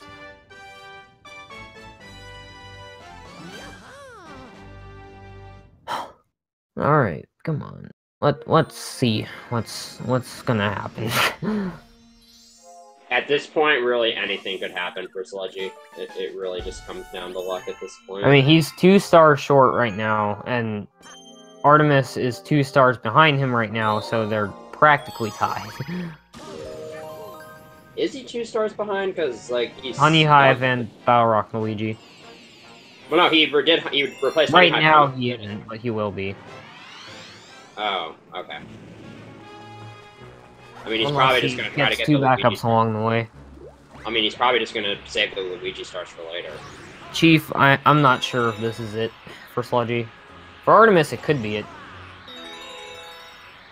Yeah, you're going to have to be paying attention to the chat.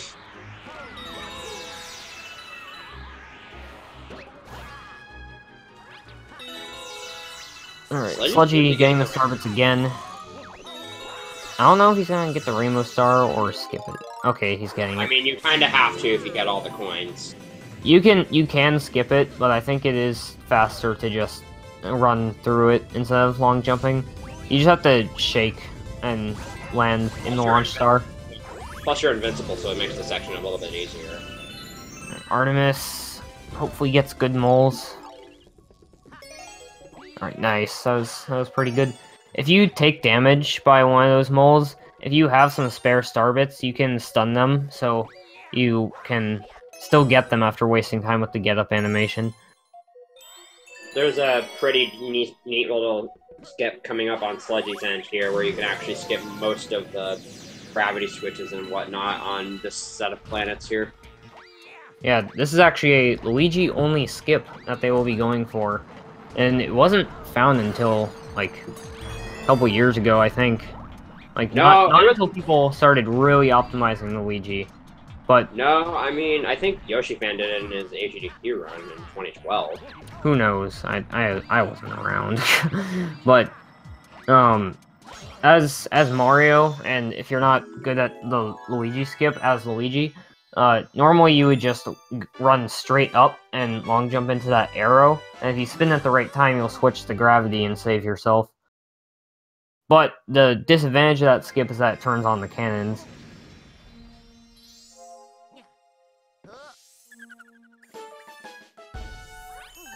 I'm the one reading most of the chat, Chief. Yeah, I'm not reading chat at all. I don't even have the chat. Oh my goodness, no. Oh, That's Sludgy's comment isn't open.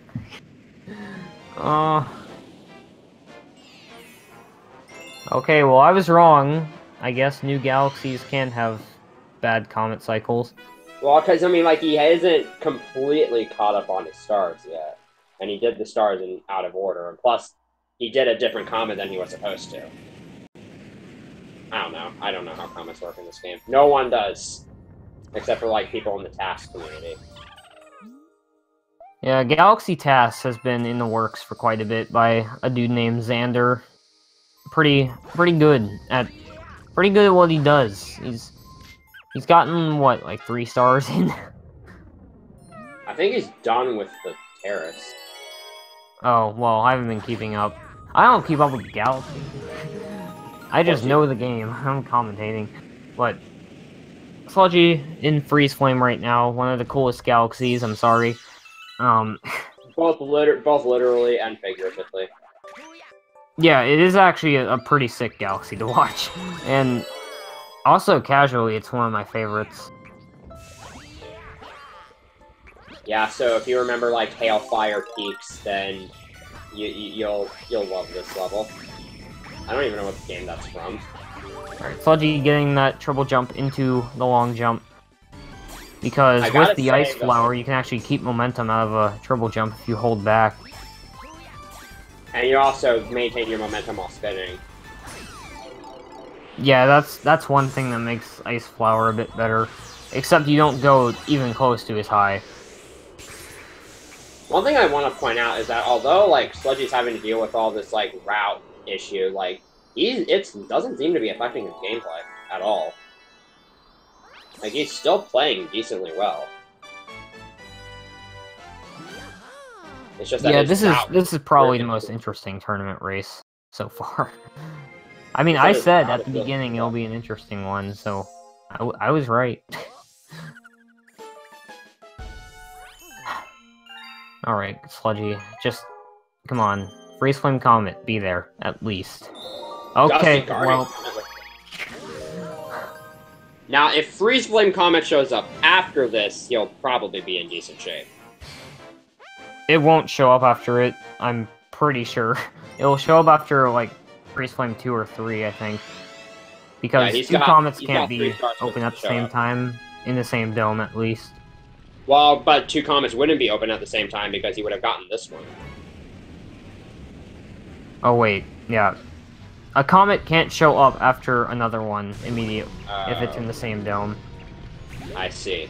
But it does work in separate domes, because after Honey Hive Comet, normally you would do Beach Bowl. And in 120, after doing Honey Hive Purples, you would do Space Junk Purples. Why couldn't this game have comets that work like Galaxy 2? I don't know. Nintendo fixed a lot of things that made Galaxy 2 better. Yeah, so what's interesting about Freeze Flame's Comet is that the thing with it is it's actually based off of a level in it's actually based off of a part in Star 3. Okay. Yeah, this is for those who are unsure. This is a Daredevil Comet, so one hit means you have to redo the entire level. Don't. Oh my goodness! Please, Sludgy. Is he even stunning Major Burrows with Star Bits? Give me a heart attack. Yeah, I think he wants to really conserve his Star Bits, which is why he's not shooting. But you get like 150 in Honey Climb, so what's the point? Well, he has to make up for Battle Rock Luigi. Keep in mind, you get like 75 in that level. But I'm sure he's already made up for that. But who knows? These are already levels that you get Star Bits in, so.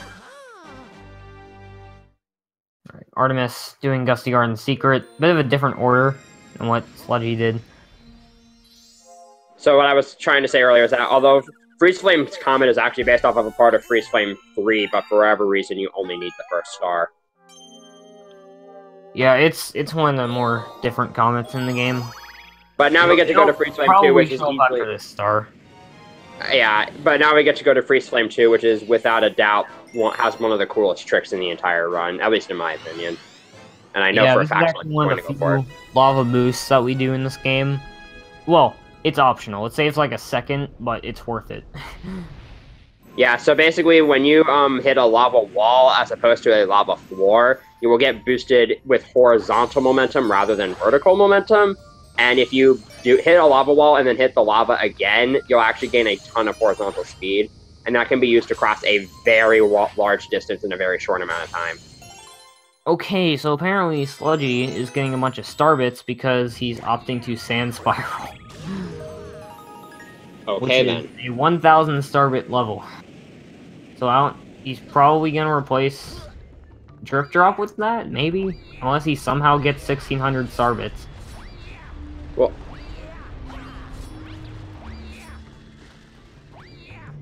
getting the Life Shroom here, going for the Lava Boost, obviously. Oh, that's fine. He can still do it with this amount of health. He just has to get it this try. There we go. Nice. So as you can see, you just fly across the entire area. Now, one bad thing about this is he can't take damage now, unless he kills one of these dudes. But he's not going to, because this is the SludgyGamer we're talking about here. Former world record holder. Whoa. Major Burrows was doing some interesting physics right there for Artemis. Okay, Sludgy may have a chance at dying. Okay, he's good.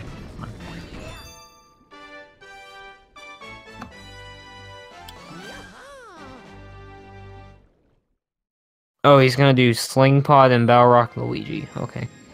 If it shows up. Wait, if you're gonna do Battle Rock Luigi, then why wouldn't you just do Honey Hive Luigi?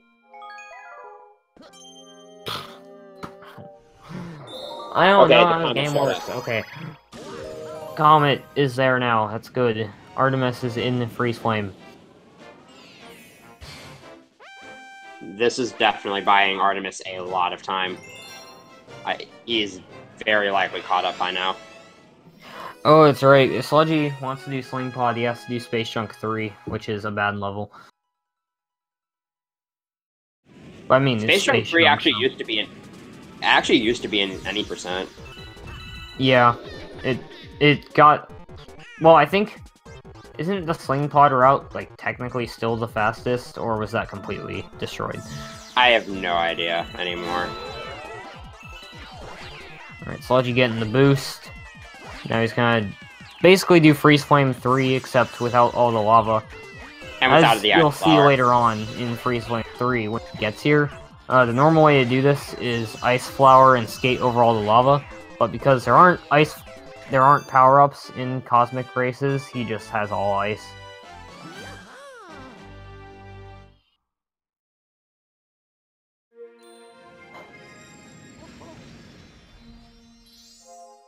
Artemis taking damage. Kills the Goomba in revenge. Falling in the water. Oh no. Interestingly, if you're standing right next to an edge and a Goomba's trying to walk at you, it can't hit you. Yeah, Goombas are smart. They don't want to die. So they just don't And in Galaxy 2, you have to save one. Sadly. I'm Oddme, the one talking right now, and Viper will talk at some point. Like right now, for instance. Alright, Sludgy, Freeze Flame 3, a mix of Freeze Flame 1 and 2. The star is called Hot and Cold Collide, so it makes sense.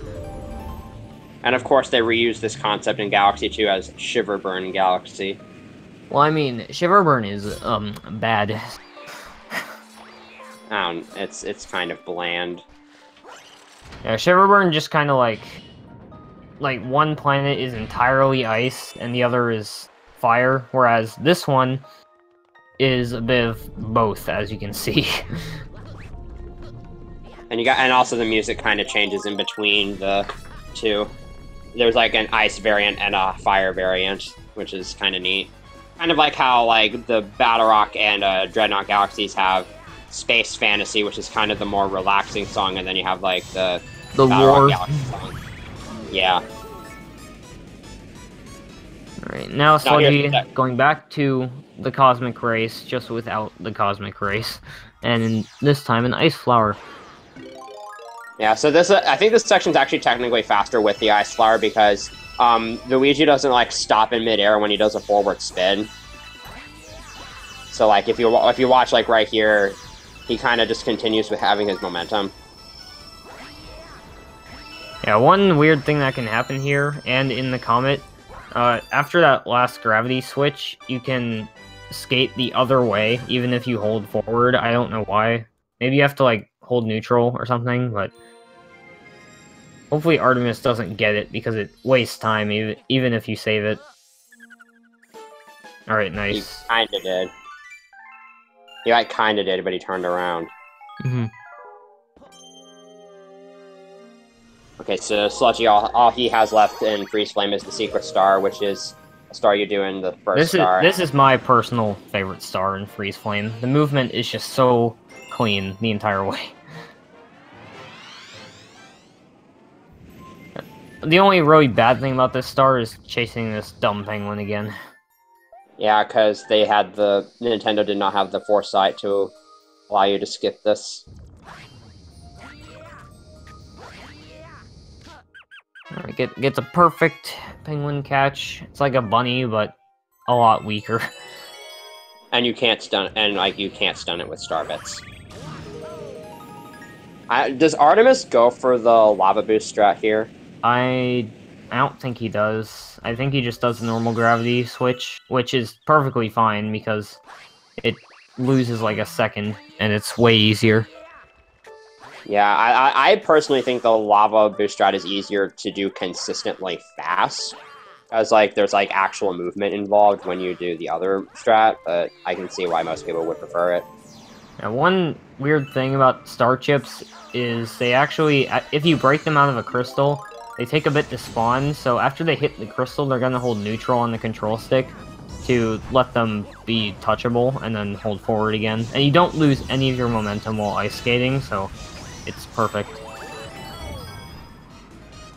So now that Sludgy's reaching this planet right here, he's basically just going to do a bunch of backflips and wall jumps and whatnot to skip most of this section. So satisfying to watch and do. I agree.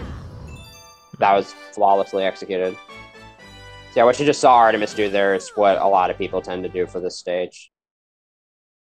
Alright, now that Sludgy's done with Freeze Flame, he's going to go to one of the more recently changed levels in Galaxy. A skip was actually found here by Valu himself. Yeah, and it changed the level for the worse. It looks cooler, but oh, he doesn't have enough. Wow. I'm speechless. Well, I have... He actually needs one more star to get there, because Bowser 2 would be his 44th star. So, he's not doing Honey Climb. He's probably gonna have to do a lot of revisiting, if I had to guess. Well, at least we get to see Bowser 2, which is it's probably my favorite Bowser stage, except for the fact that it's extremely hard. It's one of the hardest levels in the game, by far. And it has the hardest boss fight in the game. This first part is not terrible, but once you get to this section where you have these back and forth platforms. So as you can see, there's a bunch of these holes in the ground that these holes right here you just fall through. But do you see these little light blue holes in the ground? If you touch those are dark matter, and it's basically quicksand. You die instantly. And same with these little those look like openings, but it's just death. Yeah, one weird thing about the ones on the moving platforms is that they just look like the sky, but the ones on the yellow platforms look like space. It's just very weird. Oh, he's going for the slingshot. Oh. Very nicely done. Oh, got it. Oh my god. That's the harder method of doing that skip, but it is a few seconds faster, because you don't spend as much time on that plus platform. Oh, he's going for Gix strat? Let's see. Oh no, he's just doing backflip. Yeah, Gix actually found the strat there as Mario, where you can long jump to that platform instead of backflipping, and it's dumb because of ledge clipping. Yeah, ledge grabbing is really good in this game, and so is wall jumping, because sometimes you can just spin at a wall, and for no reason, you just bonk. Yeah, that was also fixed in Galaxy 2. Okay, so canceling is going to be done in a bit of a weird fashion for this. So as the fight goes on, Bowser kind of charges at you more, and with one more charge each time. So you have to add an extra spin to get all the cancels. So for the second phase, what he's going to do is he's going to do a spin at Bowser right here. And then he's going to jump out of that spin and do another spin to get a second cancel. Now on the third hit, what he's actually going to do is after the jump spin, he's going to shake the Wii Remote again while falling, and this will make Luigi do kind of like a wimpy spin, but it still counts. It's still just enough to get an extra cancel on Bowser. So hopefully he gets this is a really tricky maneuver. Alright, nice. Very nicely done. That third cancel is really weird because if you do that at the wrong time, or if you hit him directly in the face, he'll actually knock you back, and you have to cancel his spins again. What? He got no knockback. That happened to Valu too. He hit Bowser and he just flipped up. That happened to Valley on his final fight with Bowser in his 242 run.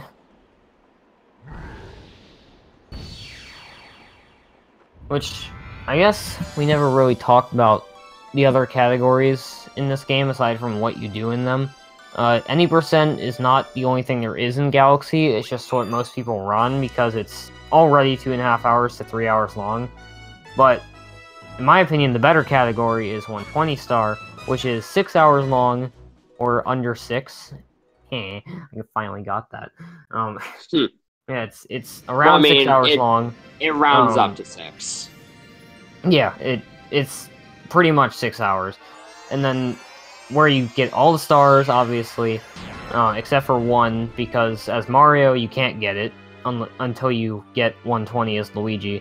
And as Luigi, you just don't get it, because you don't really get anything for it. But we actually do get that star as Mario and Luigi in the best category in any speedrun, 242 star, 12 you do hours 120. long. You do 120 Mario, then 120 Luigi, and then you do Grand Finale as both characters. Yeah, a lot of people know how Galaxy 2 242 is, where you get the 120 stars, which is 6 hours, then the green stars, which is 3 hours, which makes that run so much better. But 242 in this game requires you doing 2 120 runs in a row. And one of them is as Mario. Okay, so... Yeah, and you have to watch the credits 4 times. I have no idea what Sludgy plans on doing. I think he's just gonna do Engine Room and then think of the backups later. There's really nothing he can do in Engine Room that isn't super slow, like Toy Time 3. Except Toy Time 3's fun, so maybe he'll do it. I actually kind of agree with that. Artemis does get to show off Honey Climb. The fly higher bee thing, as everyone calls it. So what you do basically is you go up to a honeycomb as a bee in your bee form. You face straight up, you jump without touching the control stick, and you spin. And for whatever reason, you just gain an incredible amount of height. And hopefully we get at least one good showing of that here. There is actually a way of doing it that makes it a lot more consistent. As you could see by Artemis, he didn't gain the full height. If you actually hug the wall for a bit and then jump up and do the trick, you actually, like, always get the height as long as you don't touch the control stick. So, like, on that first planet, you can actually go all the way up to the launch star, but he must have messed something up because he didn't go nearly as high. Yeah, and this is a more horizontal-based planet, so it doesn't really apply here, so he's not going to do it until the last planet, which is actually way harder, because on the last planet, Luigi actually curves to the right no matter what, so it's very awkward to do. There's also moving platforms and Bugaboo. Yeah, so you can actually use, like, those, like, little stingers, or, like, the pincers, or whatever they're called, from these enemies to kind of help you gain a little bit of a boost. It's really finicky. This planet is bad. Yeah, usually if you mess it up once, it's just not worth going for it again, but a lot of people are just stubborn, like me. Getting that quick kill on the bunny. Quick kill. You can, I think there's actually a strat where if you just, like, backflip in place, it will cause the bunny to just, like, walk towards you. Yeah, it just runs towards you. That was found by Trustfall, actually, who was a pretty good runner for the short amount of time that he ran this game. He's kind of dropped off the face of Galaxy, but he helped a lot with routing, and he got pretty good as both characters. Wow, in-sync star animations, nice. Artemis saved. It's okay, guys, he saved his run. He's got this. Must be afraid of soft locking on Toy Time Secret. It was a complete accident, don't worry. But you can actually soft lock there, and it kills your entire run, because in a get-up animation, which is what that soft lock is an infinite get-up animation, if you take damage or get hit by lava, you can't pause. So you have to home menu reset. And if the last time you've saved is never, you're screwed. Yeah, that's another reason why. I mean, you shouldn't really be gaming over in this game that much, but unless you're really starting out. But another reason why Galaxy 2 is better is because it auto-saves, and that helps out a lot in 120 because you don't have to manually save at the end of credits. Sludgy making me mad because he got that first try. Yeah, so one thing that's nice with Galaxy 1 is that it does give you a lot of lives, and in addition to that, for every 50 star bits you get, you also get an extra life, and there's a lot of levels where you get more than 50 star bits. Sludgy being much better at Gold Leaf 2 than I will ever be. Artemis is going for the exact same thing. Come on. You got it. Yes. I believe Artemis actually found that strat, so makes sense. I was not expecting both runners to go for that and get it, so that's really good. Yeah, this level has been the death of many, many runs, as it is one of the hardest stars in the game. Alright, who's ready for Gold Leaf 3? Because this level is bad. It looks really cool, but it's another one of the hardest stars. Gold Leaf in general the camera is just really hard. For this first tree jump, the camera doesn't cooperate. If you mess up the triple jump. Yeah. And another thing that you need to know about how wall jumping works in this game is that whatever direction you're holding on the control stick when you spin at a wall is sort of the angle you will wall jump off of with. So, like, if you're holding at an angle perpendicular to the wall you're at, then you'll actually wall jump at an angle perpendicular to the wall, and this can be utilized on this jump to make it a little easier. But hopefully Sludgy won't have to resort to that, and okay. Oh god. I mean, he's been running this game long enough to the point where he's had, so not a problem. Gets a ledge grab. But he was able to get up at the ledge grab, which is equally just as fine. So yeah, you're just skipping, like, the beast suit throughout this entire area here.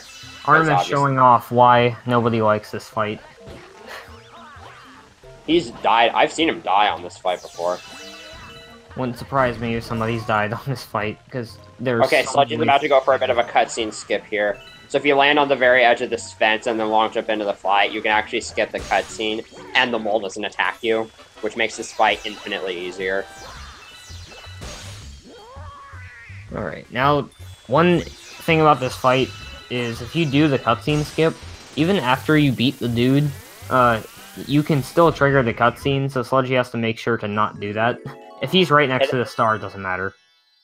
It's actually kind of hilarious, because, like, it zooms in on nothing. Yeah, and with the Starget music, with the little jingle. Yeah, the Star Chants music. Alright, and now Sludgy is going to Gold Leaf Secret, I think? Yeah. And then hopefully Gold Leaf Comet. Yeah, Gold Leaf Comet is essentially the same thing as 3, except the tree jump is a lot easier because the camera's better. And he opened up Z-Slide, nice. Wonder why he did that. It was probably accident, but at the same time it didn't look like it because he moved his pointer over there. But who knows? Maybe his plan will pay off. Yeah, he's doing a secret right now.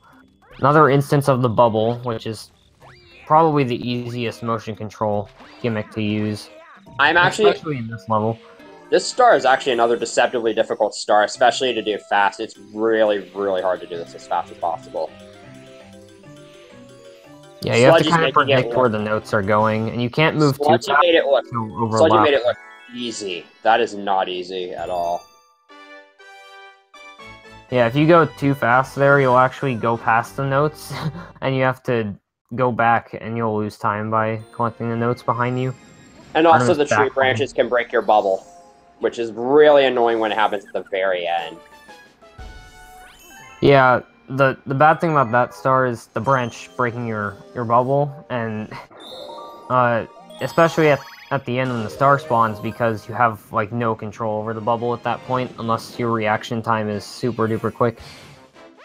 Alright, so now Artemis is starting Gold Leaf, and he has, like, 2 stars on Sludgy that Sludgy doesn't have, so I think Sludgy's technically ahead in terms of how many stars he has, but I don't know. Yeah, it's really hard to tell who's winning. Because Artemis has been playing pretty decent, and Sludgy has been messing around a bit because of his route. So this could be close. It really comes down to Bowser 3. This is why you never try new routes in races, kids. Well, I mean, he didn't have enough star bits. It wasn't the stars. Yeah. Alright. Triple jump. Gets it. I think you have like 3 tries of that, because one thing about Cosmic Luigi races is that Cosmic Luigi is actually a lot faster than Cosmic Mario. So he'll finish the races much quicker, so it's a little bit stricter as Luigi. I think you actually do all 4 races in this run, although I could be wrong. You do Honey Hive, Sea Slide, Gold Leaf, and Freeze Flame, yeah. So all yeah, that's all 4. Okay, Artemis missing the bunny. You can either use the water to slow it down, or you can hit a switch that causes a bunch of walls to form that slow it down. Here's also Sludgy just meeting Guppy, so shouts to Guppy. Chris Grin, I'm gonna throw one up in the chat, because my 36-month resub was today. Of course it was. And there we go. This star is basically an auto-scroller. There is not too much to say about it. Yeah, in 120, this is actually a perfect place to get a lot of star bits, because you can actually surface up with the shell and get 8 star bits from that ring right there. And as long as you keep the camera on Guppy, it doesn't lose time. So Gold Leaf 2 is a we didn't really talk about it too much, but Gold Leaf 2 is a deceptively difficult level. It's difficult. It's not even deceptively difficult. It's one of the hardest stars.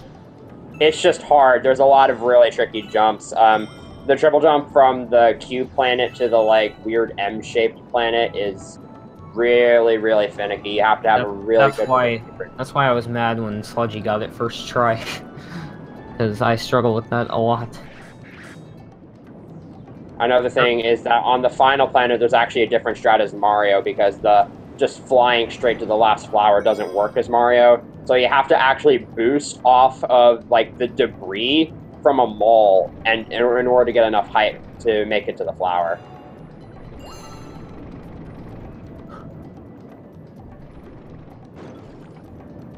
Artemis missing it. Artemis mistimed his A press because this game loves buttons. Or it loves buttons so much it enjoys eating on them. I'm not sure how much of the run is left. I believe it's like 35 minutes, depending on how good these runs can get. What is that Cataquack doing? Go home, Cataquack, you're drunk. Okay. Sunshine at its finest.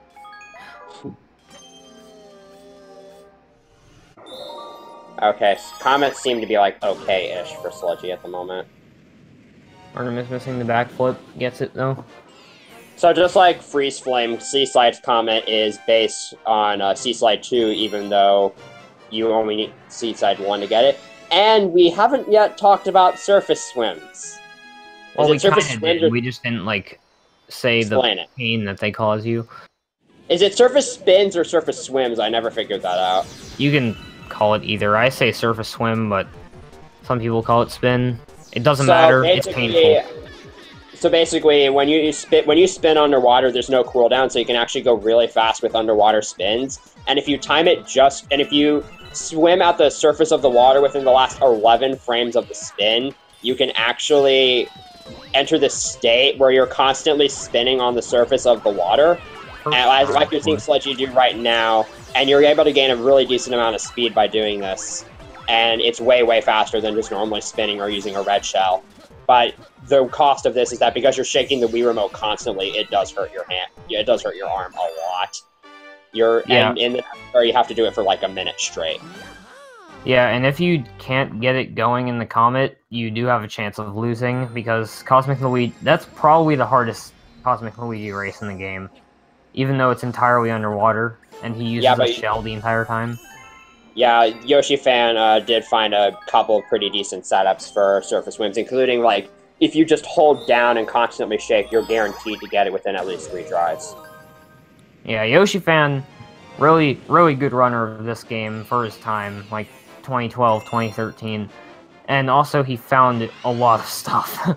He was by far the highest IQ player in the game.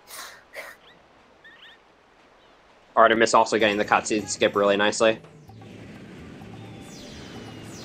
The only thing, one of the few things Yoshi Fan didn't find was Space Junk 1 skip, so... Sludgy talking to the red Pengu to start his little race. And there is actually a surface swim you can do here at the very start without having to go underwater at all. If you... Oh, he didn't get it.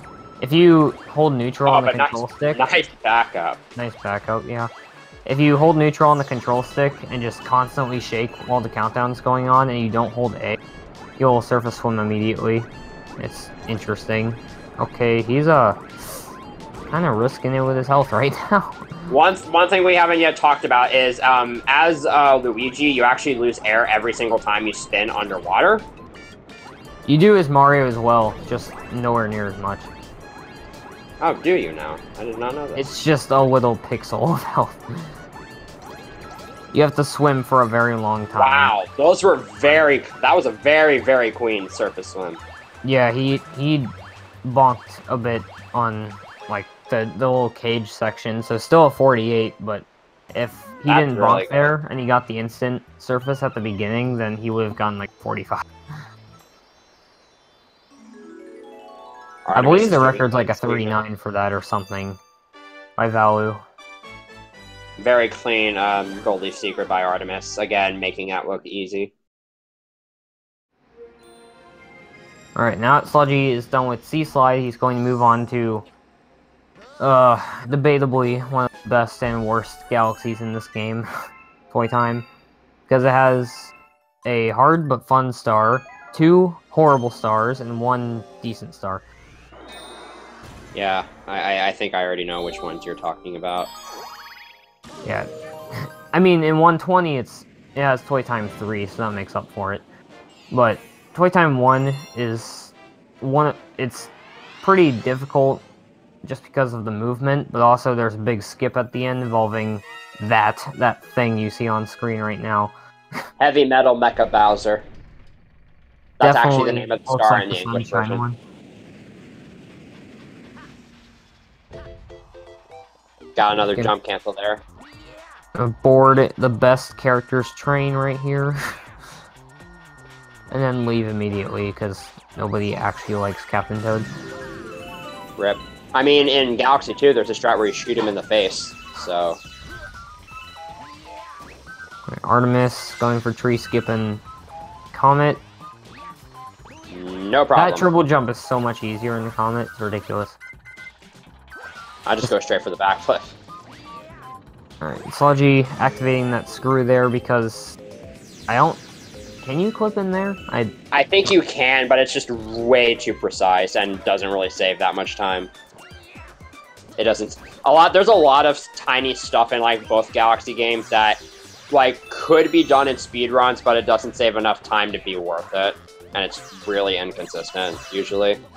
Yeah, that question mark coin that you saw Sludgy go past, just be glad he didn't spawn what was in that coin, because it's a cursed item that we don't want to mention.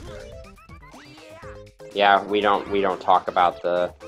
I don't even want to say its name. We use it in Galaxy 2 any percent, which is why... Well, actually, we use it in Galaxy 2 a lot anyway, so it's bad. You use it for, like, 10 seconds in Galaxy 2. It's still bad. Alright, Sludgy is in armpit skip right now. Or starting Just saves, like, a minute or something. You just interesting walk angles. Oh god, okay. This is gonna be fun. Okay, he's fine. He's got it. Nice. Artemis doing that's gonna save like a minute. Artemis visiting our little friend Guppy here. Sludgy getting shocked. One nice thing about getting shocked in this game is that if it happens while you're in midair, you are given a brief opportunity to spin again. So you just stay suspended for a little bit, and it helps. Also, for Seaside 1, don't accidentally throw the red shell at Guppy. Alright, Sludgy finishing up Toy Time 1, and now he's going to go on to the bad part of Toy Time. Assuming he remembers to collect 50 star bits. Yeah, well... And as we know, star bits have not exactly been his thing this run. Yeah, there's a Hungry Luma here that spawns a planet similar to the one in Beach Bowl 3, but it's way worse. Because you can actually die, not by a skip.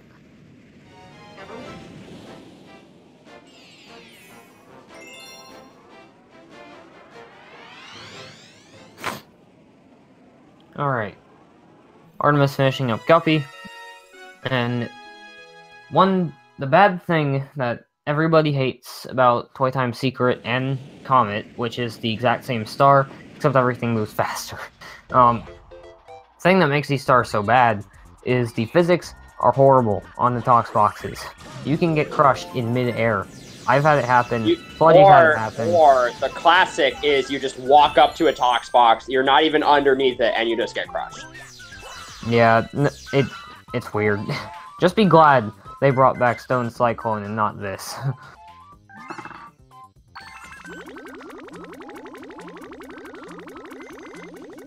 Because if they brought back this planet, I would not run Galaxy 2.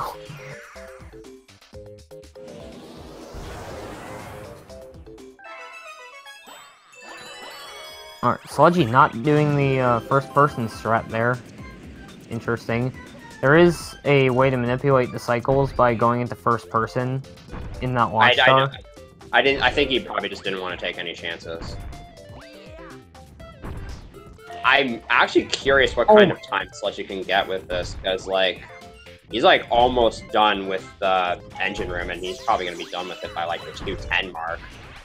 Yeah, and we still have to remember his extra stars that he needs. So. Yeah, so I think he probably can't sub 230, but I'm not sure, because he still has to do buoy base. And whatever stars he's going to do and replace... I mean... Right, what I would do is I would just try to see if I could still get the Battle Rock Luigi Mail Toad and just kind of continue from there.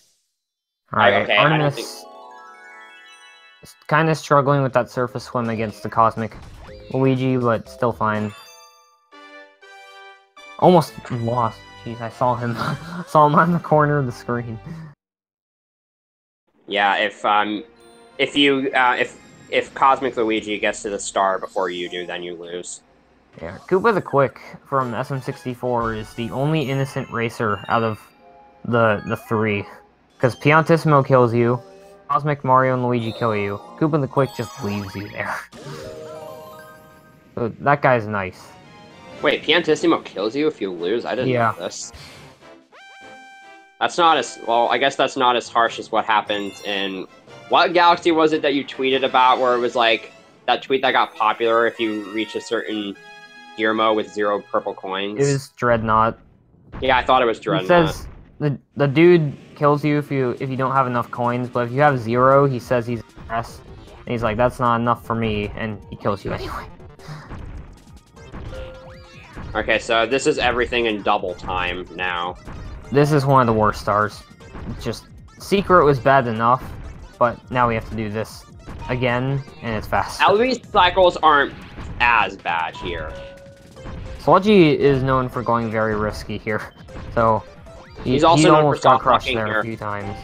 He's also known for soft blocking here. Once. Actually, no, it was twice, I think. I almost soft blocked here on a run before. Wait, did Sludgy just... I didn't even know you could do that, wow. Like, what did he do? He was able to... Like, you can do it on the Secret, I just didn't know you could do it on the Comet. He hit the flip switch, and jumped over the panel, that moving platform, and I thought the hitboxes were bigger in the Comet, but I guess you can. I'm not sure.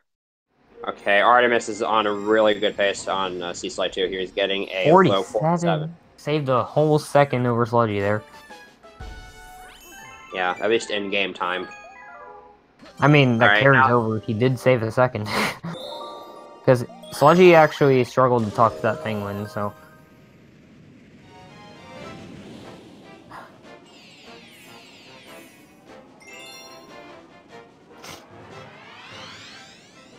and now Sludgy is onto the more chill star in Toy Time, which is Toy Time 2.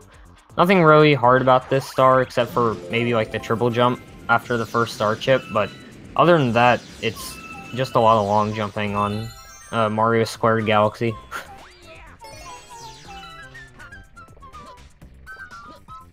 Reminder that the purple coin star in this level is not actually hard, don't at me. I mean, it isn't. All 150 purple coins on Luigi's purple coins is free. Alright. Does a little spin cancel there, because for some reason, if you jump or long jump or whatever after a spin, it still carries over. So you can break stuff. It's more useful in Galaxy 1. There's a few more instances where you can use it. Alright, now onto the silver stars of Mario's face right here. And this is actually one of the few stars in the game where the title is different as Luigi, because it's like a little funny pun if you're playing as Mario. It says Mario meets Mario, but it's just more normal as Luigi. Just Luigi meets Mario.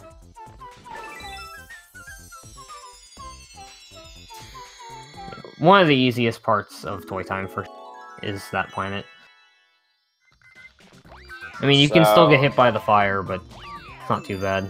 Okay, so Sludgy has 53 stars, right? We'll see. Because he skipped Honey Climb, and he skipped Battle Rock Luigi. Probably gonna go back for Honey Climb, if I had to guess. Alright, he has 54. So he has 2 from Buoy Base, I'll give him 56. He's probably gonna do Honey Climb, that'll give him 57. He's also another star short, because he can't do Honey Hive Luigi.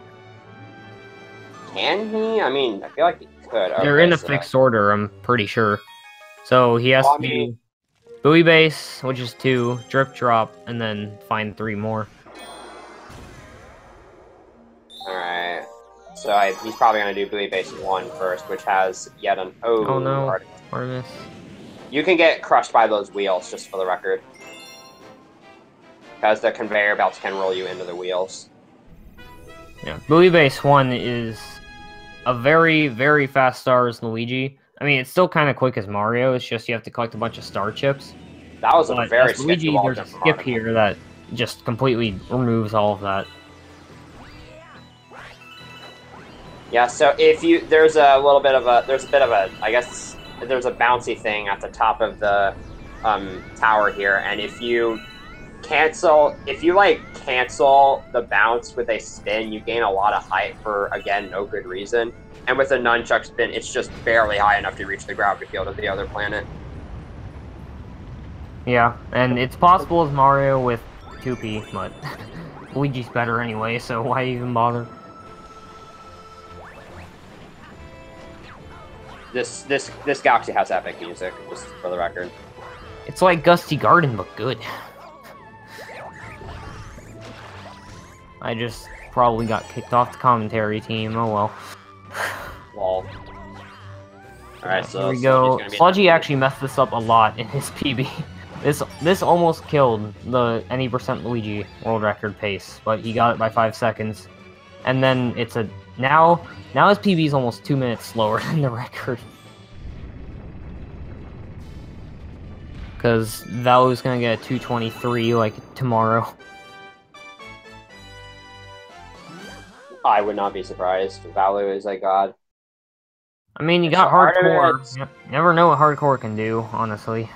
So Artemis still has to do the secret and comment in Toy Time, correct? Yeah. He's collecting star bits, so he does. Okay. Sludgy doing Buoy Base secret right now, which is actually a green star, so after this, he'll unfortunately get warped back to Rosalina, so he can't just walk out of the dome. Yeah, I don't know if that applies. Hold on one sec. The first green star and the third one warp you back. The second one doesn't. Yeah, I had to think about that for a second.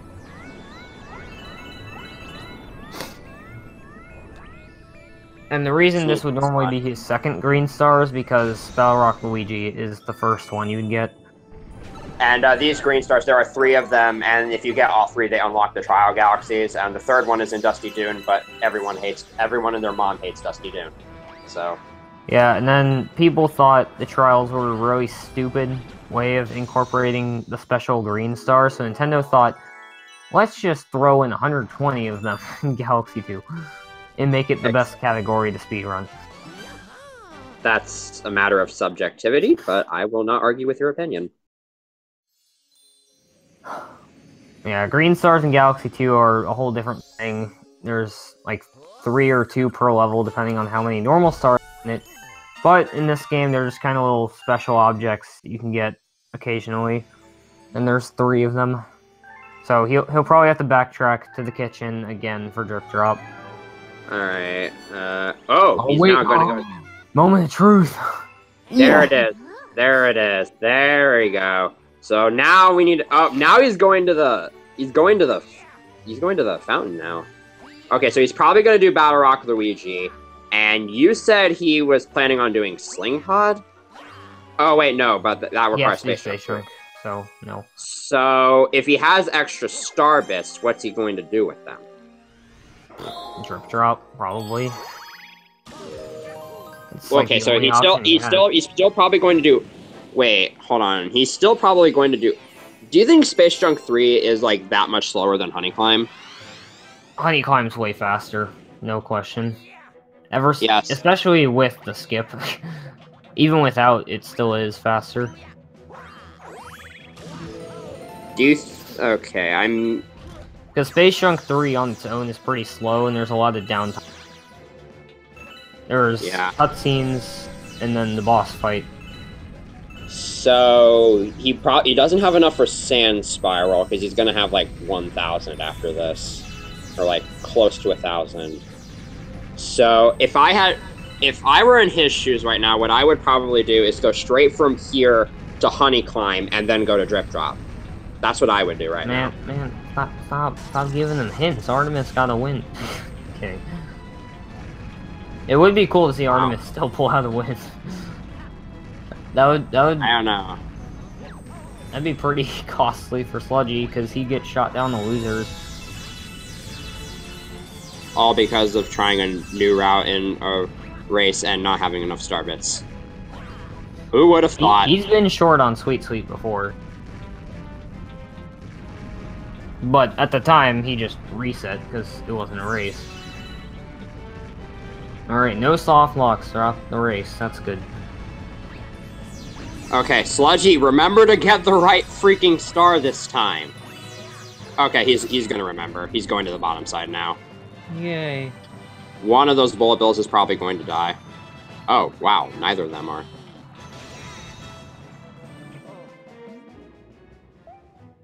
Alright, and now that he got his second green star, he's just gonna be taken back in, so... Okay, now I'm curious. If he goes to Honey Climb and then goes to Drip Drop, I wonder if that would spawn the mail toad letter for the final Luigi star. Because that would be useful. Honestly. Well, I mean, also he hasn't done Honey Hive Comet, so I don't know. Yeah. Yes, because he can do Honey Climb, Drip Drop, and then one more star. Oh, wait, he's doing Battle Rock Secret. Okay. And this is Artemis's last star in Toy Time, so it's gonna be pretty close. This could come down to Bowser 3. Who knows? It's gonna come down to Drip Drop.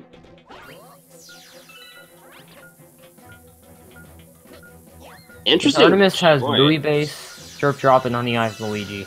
So... And the rest of the star.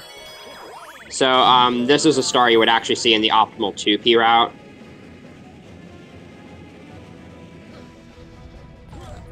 Yeah, this is actually a lot different in 120 because instead of just what Sludgy's gonna do, he's gonna blow up these chain chomps and just feed the Hungry Luma now. In 120, you would unlock the Hungry Luma while blowing up that Luma cage, and then you would go back and do the star later, and you would just continue on in here and do Battle Rock 2. So that you don't have to let the star spawn.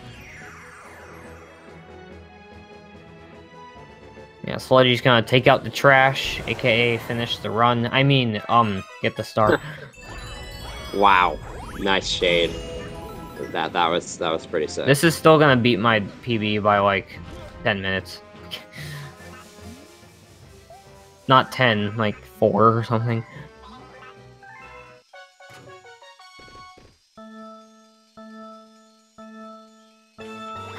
Yeah, everybody hates this star for some reason when they're mistaking it for Dreadnought heavily. This star is one of the easiest in the game. If he fails it right now, I'm... Because that bomb is not in a good spot. Okay, it worked. It's fine. Oh, nice Mega Flip, the legend. So, there are certain places where the camera kind of remains straight. If you start a side flip and then immediately veer off to the left or right, you can get a side flip that goes way higher than normal. It has one use between either Galaxy game. And it's an IL only strat at the moment. I mean, it's used in like one of the green stars in Hightail Falls, but you don't really notice it. And it's super easy to pull off. I didn't even know it was a mega side flip for the longest time. Okay, so where is he gonna go next? Honey climb, most likely. As I suspected. Yeah.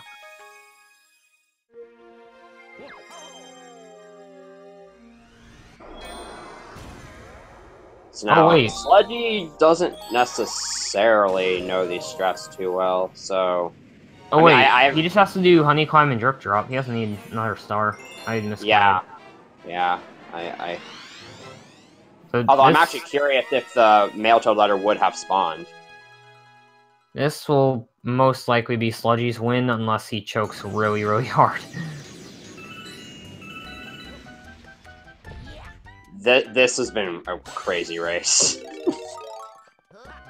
I mean, Artemis, aside from like a few deaths, he actually played pretty well and didn't mess up his route, so... Sludgy made the smart move of just not going for it again. You can get really cocky and try going for that upwards B flight more than once, and it just doesn't work.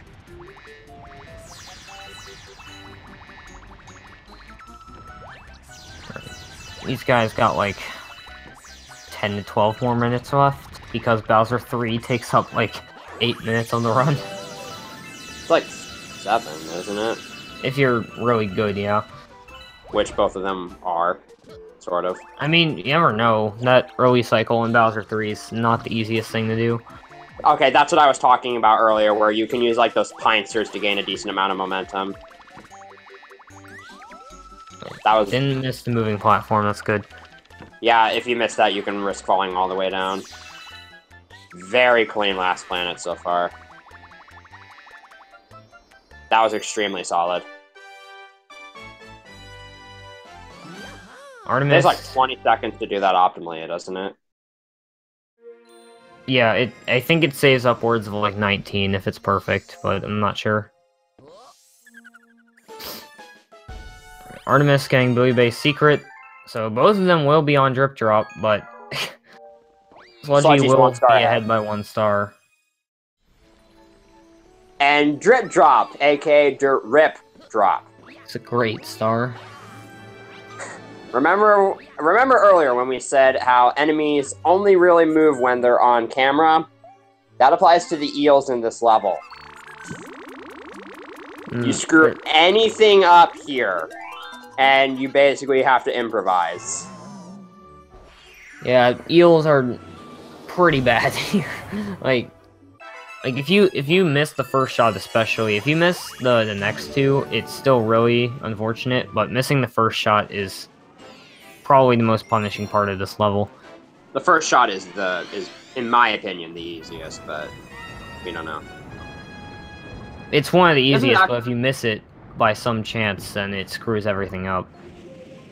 I was gonna comment earlier how like because this is an observatory like Luma star, this is actually kind of beneficial because it brings you back to the to Rosalina, but then I realized that happens after 60 stars anyways. Yeah.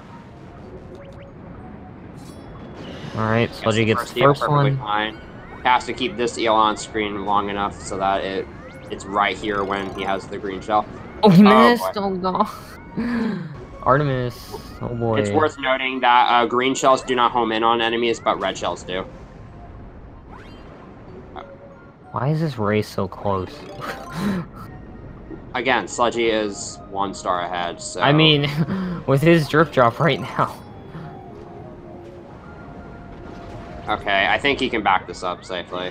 Yeah, he got the red shell. The red shell actually worked, but Artemis is ahead now. Well, ahead, but... Cough, cough, ahead. Now you just have to find this eel. There it is. Okay. Okay. Alright. Okay, so this race is like a minute apart. Sludgy's on pace for like a 2:33, I would say. Yeah, about that. And Artemis still has to do Honey Hive Luigi, but it's a very, very star, so... Well, yeah, he also has to get the male toad ladder, and he has to, like, re-enter the galaxy and whatnot. Excuse me. Once again, I just want to congratulate Sludgy for being able to do that route basically on the fly. That is not an easy thing to do in a resetless situation like this. And, like, it didn't seem to be affecting his gameplay. Like, he was still doing pretty well in most of the stars. Like, major props to him on that one. My cat sat on my cords after I screwed up and couldn't shake well without hitting him. Come on, man. Don't let cats interrupt your degenerate act. Lol. So I wonder how... Is it faster to shoot Luigi with a star bit through the tree? I don't know. There have been people saying it is, people say it isn't.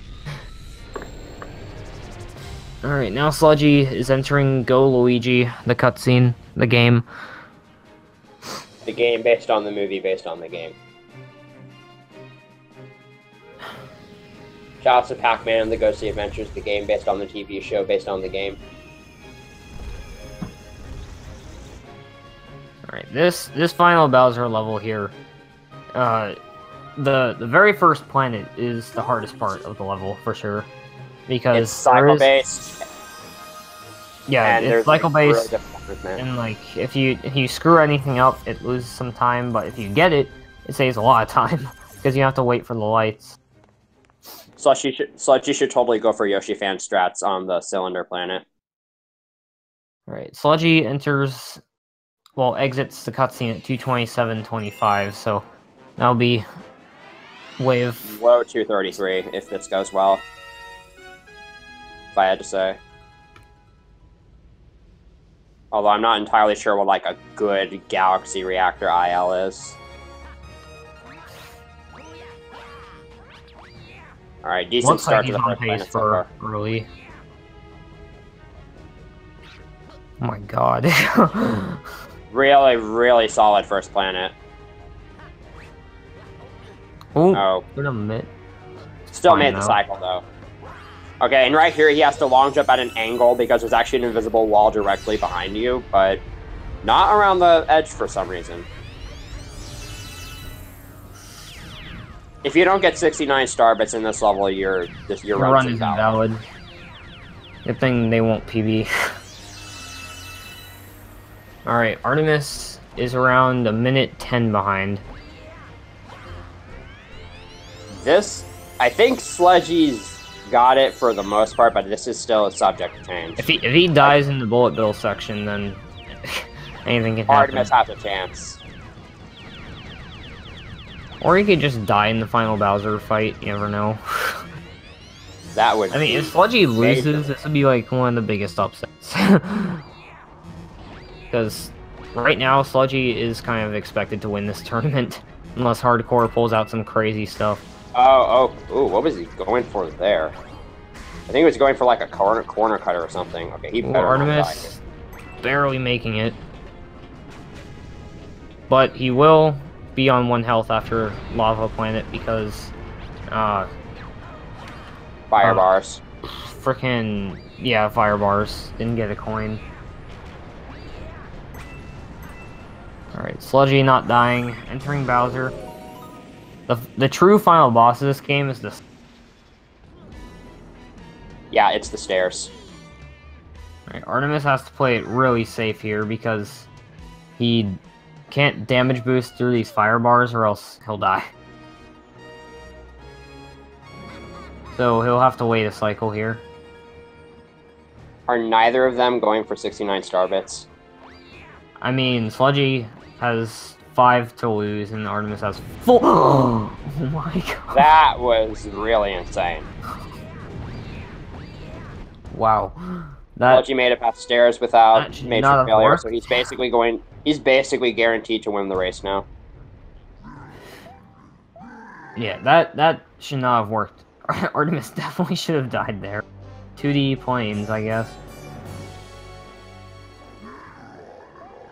Oh boy, he's in trouble. Okay, he's not in trouble. But those mini bullet bill shooters are actually slopes, so Yeah, I figured that. that's why he ground pounded. Alright, now this Bowser fight actually teaches you that the rocks have weak spots. A lot of people didn't know about that until this fight. Alright, gets the value strat, saves half a second. Yeah, if you spin at Bowser, he starts his jumping a little sooner. Oh, he took a hit. Well, Wait, not what? a hit, but he got knocked back. Oh, is that why he missed that hit there? Yeah. Oh, and this planet's the worst.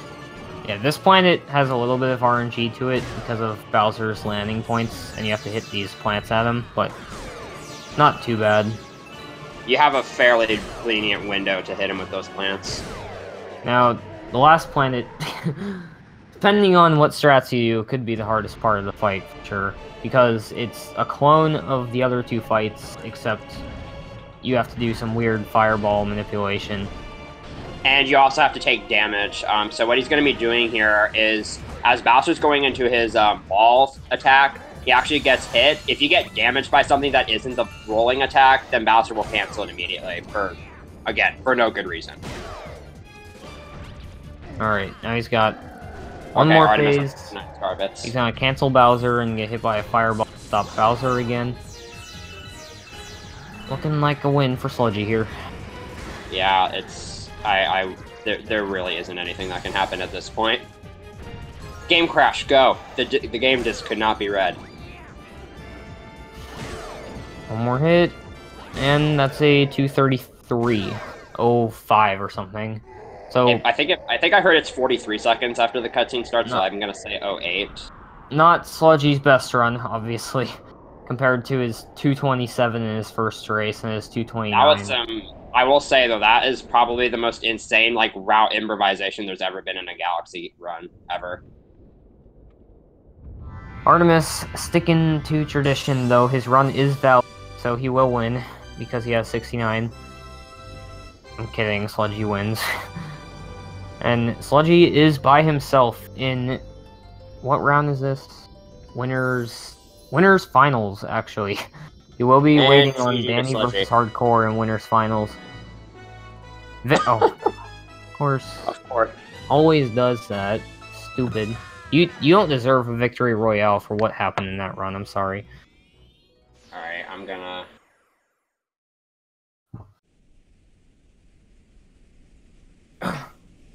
I guess... I mean... What's Artemis's Discord number, you know? I just asked him on SRL, so we'll see. Alright, Artemis will finish with a 234, so about a minute 20 apart. That was a pretty sick race, not gonna lie. That was really good. GG to both. Yeah. God, report the scores, I can't find it. God. Alright. Let's see if either of them are willing to do an interview after that interesting turn of events. Alright, let's see what kind of time Artemis gets. Reminder that both of them are still bopping Chrism. Hilarious. And me. And me. Can't PB. And me, because I have like a 252. 234.28. Nice. Okay. So, a minute 20 apart. very interesting race considering the opponents that were racing. And now credits, Failfish. They need Discord link, of course. Okay, I'll invite them. Already in the Discord. Oh yeah, Artemis does. Sludgy's coming. Where is it? God. Speed Gaming Bot, where are you? Okay. Right here. Copy. Aurora. Boom, right there. Okay. Alright, Sludgy said he's gonna hop in, so we're gonna get him in here in a little bit. Oh, here's Artemis. Hello. Hi, Sludgy. Sludgy's muted because he's sad. Hi. So, how are you guys feeling?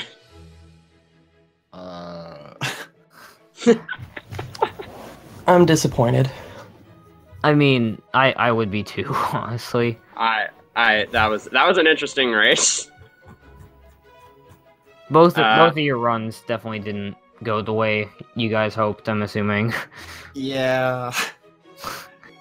Sludgy, I do want to give you props though, because like your improvisation with that route was that I've never seen someone recover that well, and it didn't seem to affect your gameplay that much. Like you were still playing pretty well, like for the most part. So major props to you for that. That's probably one of the most impressive route recoveries I've seen in a while. I don't know. I think that had I talked to Luigi after not opening a Sweet, I think if I had done that, the route would have. I think I would have saved the route. Yeah. But when I realized I didn't do that, that just screwed it up for the rest of the run.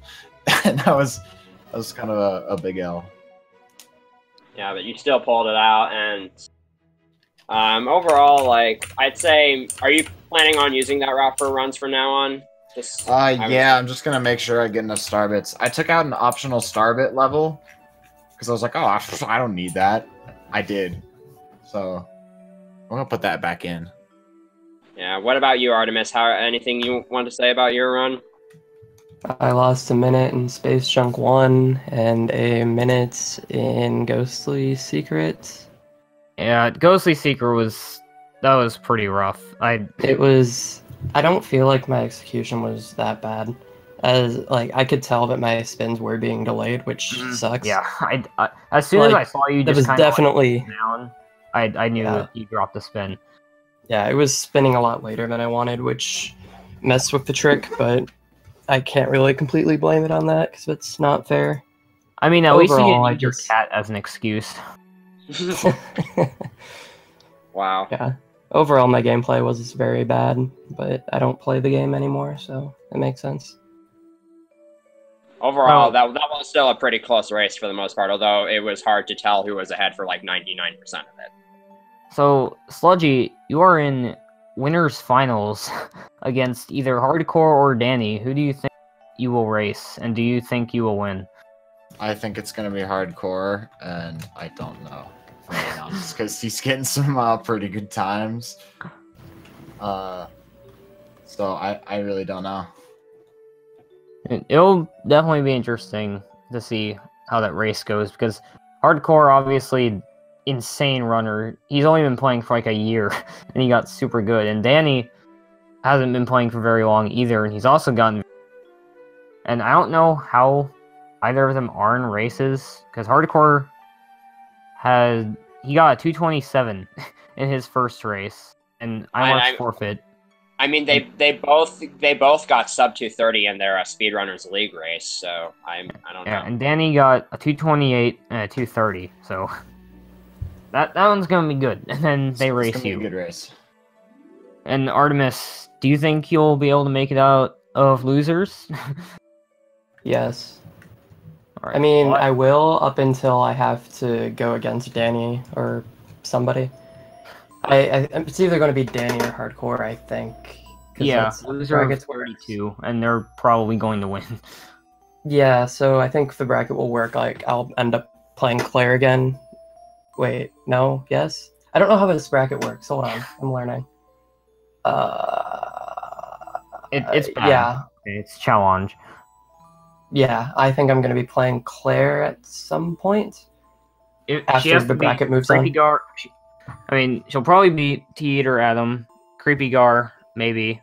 And then Elias, most likely she'll win, so... Yeah, she can get a 229 easily, so... I think I'll have to beat her, and then after that, it's... If I do beat her, then it's Danny or Hardcore. And then, yeah. I think I can do it, but I have to actually play the game. Yeah. I mean, playing the game's hard. Yes, I don't do that anymore. Same. Alright. Sludgy, how do you feel about being able to recover that route that quickly? Like, what was your thought process behind it? Like, when you were trying to figure out, like, you had to make all these adjustments. Like, what was your thought process? Because I was actually, Admi and I were actually talking a little bit about various, like, decisions we would have made. Like, I would have tried putting off getting the mail-toad letter for Honey Hive's Luigi Star as well. Like, did that ever cross your mind? Or, like, what was going through your mind? I think I got to a certain point where I couldn't have really done Honey Hive Luigi. Just because apparently there's like, you have to do a couple levels in between the Luigi levels in order for the next one to appear, and I just didn't... Like, once I realized that I wasn't going to be able to do Battle Rock Luigi in time, I was actually considering just cutting out the Luigi stars entirely. That didn't end up happening, especially after... Once I lost the Honey Climb... Once I lost Honey Climb, I was kind of like, okay, that's another major thing. I think I lost like 4 stars got taken out, and I had to do them at the end. I don't know. No, you only had to replace 2. You had to replace Honey Hive Comet with Good Egg Comet, and then you just did Battle Rock Sequid in place of Honey Hive Luigi. So yeah, but a lot of them got placed in the part of the run that they should not have been placed in. Like Honey Climb and Drip Drop got displaced. I guess everything else didn't really get displaced. You kind of lucked out in the bedroom, and you kind of, aside from Honeycomb, you kind of lucked out in the bedroom and also the engine room. You got really good with the comet cycles there. See, I actually wasn't worried about that because the way you can set that up is you can, if things aren't looking good, you can just do the levels that unlock the comets, and then just do the comets when they show up. So improvising, especially for the engine room, improvising a route is actually pretty easy, and you can do those levels in like any order you want. All right, yeah, I figured as much. Like, but it was nice that I didn't have to do that. As long as you don't have to go too far out of your way, like for the most part, you should be fine. So yeah, overall, very interesting race. Definitely an exciting one. Admi, you got anything else you want to say? Galaxy is a game. It really do be like that. It really shouldn't, honestly. Really do. It really do. This is probably the best race of the tourney, just because nobody likes Galaxy. Yeah. Seems about right. Yeah, I'm gonna head off. GG to both. Congrats, Sludgy, and good luck in losers, Artemis. Good job, Valu, on getting a world record. Congrats, Valu. He's the true winner. All right, bye. All right. Why is it Valu? All right, I'm gonna head out to GG to both of you. It was an entertaining race to commentate, even if I joined literally at the last minute. I joined 6 minutes into the race, so I'd say GG, but not GG. All right, I'm gonna head out. GG.